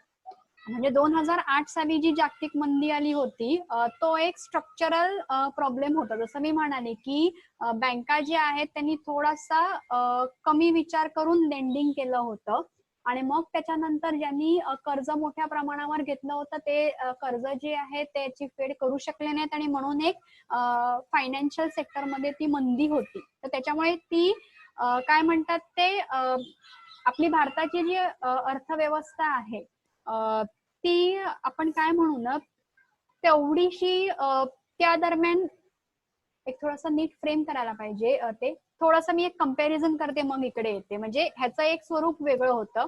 आता करोनाचं जसं मी म्हंटल की करोना हा एक एक्सटर्नल शॉक आहे, हा काय एक इंटरनल प्रॉब्लेम नाही आहे. ही अचानक आलेली आपत्ती आहे आणि लॉकडाऊन किंवा इकॉनॉमिक ऍक्टिव्हिटी बंद ठेवणं ह्याच्या व्यतिरिक्त आपल्याकडे काय पर्यायच नाहीये. त्याच्यामुळे ती जी 2008 साली आलेली जी मंदी आहे ती क्युअर करण्यासाठीचा अप्रोच जो आहे ना तो वेगळा होता आणि ही जी काय म्हणतात हे जे संकट आहे ते क्युअर करण्याचा अप्रोच जो आहे तो वेगळा आहे. त्याच्यामुळे तसेच मेजर्स किंवा त्याच पद्धतीने झळ न बसता हे सुद्धा या संकटावर आपण मात करू शकू म्हणजे असं मला तरी नाही वाटत. ओके. आपल्याकडे वेळ कमी आहे, एक 7 मिनिटं आहेत शेवटची. एक प्रश्न विचारतो तो, त्याच्यानंतर मग इतर पण घेऊ, पण एक महत्वाचा प्रश्न आहे, त्याला वेळ कदाचित लागू शकतो की तुम्हाला असं काय वाटतं की पुढच्या टप्प्यामध्ये भारतीय जी काय अर्थव्यवस्था आहे त्याची वाटचाल कशी असायला पाहिजे, याच्याबद्दल काय मत आहे की काय असायला पाहिजे आणि कुठल्या गोष्टीला प्राधान्य द्यायला पाहिजे जेणेकरून सर्वसामान्य माणसांचं आयुष्य जास्त सुखी होऊ शकेल? म्हणजे आर्थिक वाटचाल कशी असायला पाहिजे, कोणत्या दृष्टीनं काय काळजी घ्यायला पाहिजे शासनानं या सगळ्या गोष्टी करताना? ठीक आहे. मला असं म्हणजे माझ्या पद्धतीने मी हे उत्तर देते. खूपच ओपन एंडेड खरं तर हा प्रश्न आहे. मी जसं म्हटलं तसं की आपण आता एकमेकांवर एवढे इंटरडिपेंडंट आहोत की पूर्णपणे आपण आयसोलेशन मध्ये नाही राहू शकत. म्हणजे आता असं आपण म्हटलं की चायनानी कोरोना व्हायरस जो आहे तो स्प्रेड केला, पण आपण आता चायनाशी कुठच्याही प्रकारचे संबंध ठेवायचेच नाही. तर अशा पद्धतीची पॉलिसी जी आहे ती मला असं वाटतं ती अवलंबणं फार कठीण आहे आपल्यासाठी. म्हणजे एवढी आपली इंटरडिपेंडन्सी जी आहे ती वाढली पाहिजे, ती वाढलेली आहे. एक 2-3 गोष्टी म्हणजे एक आपला जो फायनान्शियल सेक्टर जो आहे म्हणजे बँका आणि NBFC किंवा हा जो इश्यू आहे हा खूप मोठा इश्यू आहे, कारण का उत्पादन प्रक्रिया किंवा आर्थिक विकास किंवा वृद्धी जर साधायची असेल तर अर्थ जे आहे ते जे उपलब्ध जर करून द्यायचं असेल तर एक फायनान्शियल इन्स्टिट्यूशन्स स्ट्रॉंग करण्याचं जे काम आहे ना ते करणं फार महत्वाचं आहे. दुसरी गोष्ट म्हणजे आता कोरोनामुळे हेल्थ केअर सेक्टर जो आहे आपला तो किती वीक आहे तो आपल्याला दिसून आलेला आहे. पण आपले जे कोर सेक्टर्स आहेत ना म्हणजे कदाचित एज्युकेशन असेल किंवा हे असेल अशा सेक्टर्स मध्ये सुद्धा आपली इन्व्हेस्टमेंट जी आहे ती खूप कमी आहे. त्याच्यामुळे अगदी UN सुद्धा सांगितलेलं आहे की सस्टेनेबल डेव्हलपमेंट जर आपल्याला हवं असेल तर एज्युकेशन असेल किंवा हेल्थ केअर असेल तर या सेक्टर्स मध्ये चांगल्या प्रकारे इन्व्हेस्टमेंट आपण करायला पाहिजे आणि ही जी इन्व्हेस्टमेंट आहे ना ती गव्हर्नमेंटनी करायला पाहिजे. म्हणजे ह्याच्या मागे सुद्धा एक भूमिका अशी आहे की जसं मी म्हटलं की आपण डेमोक्रेसीमध्ये राहत असल्यामुळे गव्हर्नमेंट जेव्हा अशा प्रकारच्या सेवा आपल्याला पुरवतो तर तेव्हा त्याच्या मागे एक वेलफेअर इश्यू असतो. पण ते जेव्हा आपण प्रायव्हेट पार्टिसिपंटच्या हातात देतो ना तर प्रायव्हेट पार्टिसिपंट जे आहेत ते प्रॉफिट मोटिव्हने राहतात किंवा ते त्यांचं ओरिएंटेशन जे आहे ते प्रॉफिट अर्निंग असतं. म्हणजे आता कोरोनाच्या काळातच बघा की कोणती तरी एखादी प्रायव्हेट कंपनी जी आहे ती कुठेतरी मेघालयामध्ये किंवा त्रिपुरामध्ये सहजासहजी जायला तयार होईल का आणि फ्री कोरोनाचं टेस्टिंग किट्स वगैरे असं प्रोव्हाइड करायला तयार होईल का? नाही का आता ते पहिला विचार करतील प्रॉफिटचा. पण गव्हर्नमेंट जे आहे ते हे करू शकतं. तर त्याच्यामुळे मला असं वाटतं काही जे कोर सेक्टर्स जे आहेत त्याच्यामध्ये इन्व्हेस्टमेंट आणि त्याचं एक व्यवस्थित रेग्युलेशन जे आहे ना ते गव्हर्नमेंट थ्रू होणं फार गरजेचं आहे, कारण का ते ऑप्टिमल अलोकेशन जे आहे ते एन्श्युअर करू शकतं. मला असं वाटतं हे जे दोन गोष्टी ज्या आहेत त्या मला हायलाइट कराव्याशा वाटतात. ओके, एक प्रश्न आहे, जीएसटीच्या बद्दलचं जे बदलतं धोरण आहे सरकारचं याचा काय परिणाम होऊ शकतो का आर्थिक विकासामध्ये? विकासामध्ये का वृद्धीमध्ये? म्हणजे मला असं म्हणायचं की जीएसटी हा एक प्रकारचा इनडायरेक्ट किंवा जीएसटी जो आहे हा एक प्रकारचा इनडायरेक्ट टॅक्स आहे. तर ह्याचं जे उत्पन्न जे आहे ते सरकारकडेच जाणार. आता सरकार नेमका काय करतं, टॅक्स मधनं जे मिळालेलं जे उत्पन्न आहे ते जसं मी म्हणाले की जे सार्वजनिक वस्तू आणि सेवांसाठी ते वापरतं. तर जर आपण एक असं अज्युम करूया की जर ह्याचं जे उत्पन्न जे आहे ते जर वाढलं तर कदाचित म्हणजे आपण पुन्हा अज्युम करूया सार्वजनिक वस्तू आणि सेवांवर सरकार जे आहे ते अधिक चांगल्या पद्धतीने खर्च करू शकतो. पण जीएसटीच्या बाबतीत अजूनही मला असं वाटतं की तेवढे प्रॉमिसिंग रिझल्ट जे आहेत ते आपल्याला नक्कीच मिळालेले नाही आहेत. नोटा छापणं हा आताच्या या सगळ्या प्रश्नांवरती उपाय असू शकतो का? नाही म्हणजे नक्कीच नाही. बोल. नाही म्हणजे नक्कीच नसू शकतो असं मला म्हणायचंय. म्हणजे एवढं सोपं नाहीये ते नोटा छापणं जे आहे ते. त्याच्यामुळे म्हणजे एक प्रश्न असा आलाय फक्त ह्याचं की आपल्याकडे जे डिफेन्सच्या संदर्भामध्ये उत्पादन घेतलं जातं, जे काही मशिनरी किंवा शस्त्र निर्मिती होते त्याचा जीडीपी मध्ये समावेश होतो का? हो, अर्थात होतो. नाही, आपला वेळ संपलाय. तुझं मनापासून आभार. जरी आपण सगळे सहकारी असलो तरी सुद्धा प्रश्नांचा आवाज तोच आभार मानला होता, पण त्याच्या आवाजाचा प्रॉब्लेम आहे. खूप चांगल्या पद्धतीनं खरं अर्थशास्त्र हा खूप वेळेला लोकांना जड विषय जातो. खूप चांगल्या पद्धतीनं सोप्या पद्धतीनं तू या ठिकाणी मांडणी केलेली आहे. अनेकांनी खूप चांगले रिप्लाय त्याच्यासाठी येत आहेत, तर त्याच्याबद्दल मनापासून तुझा धन्यवाद. जे सगळे लोक सहभागी झाले त्यांनाही धन्यवाद.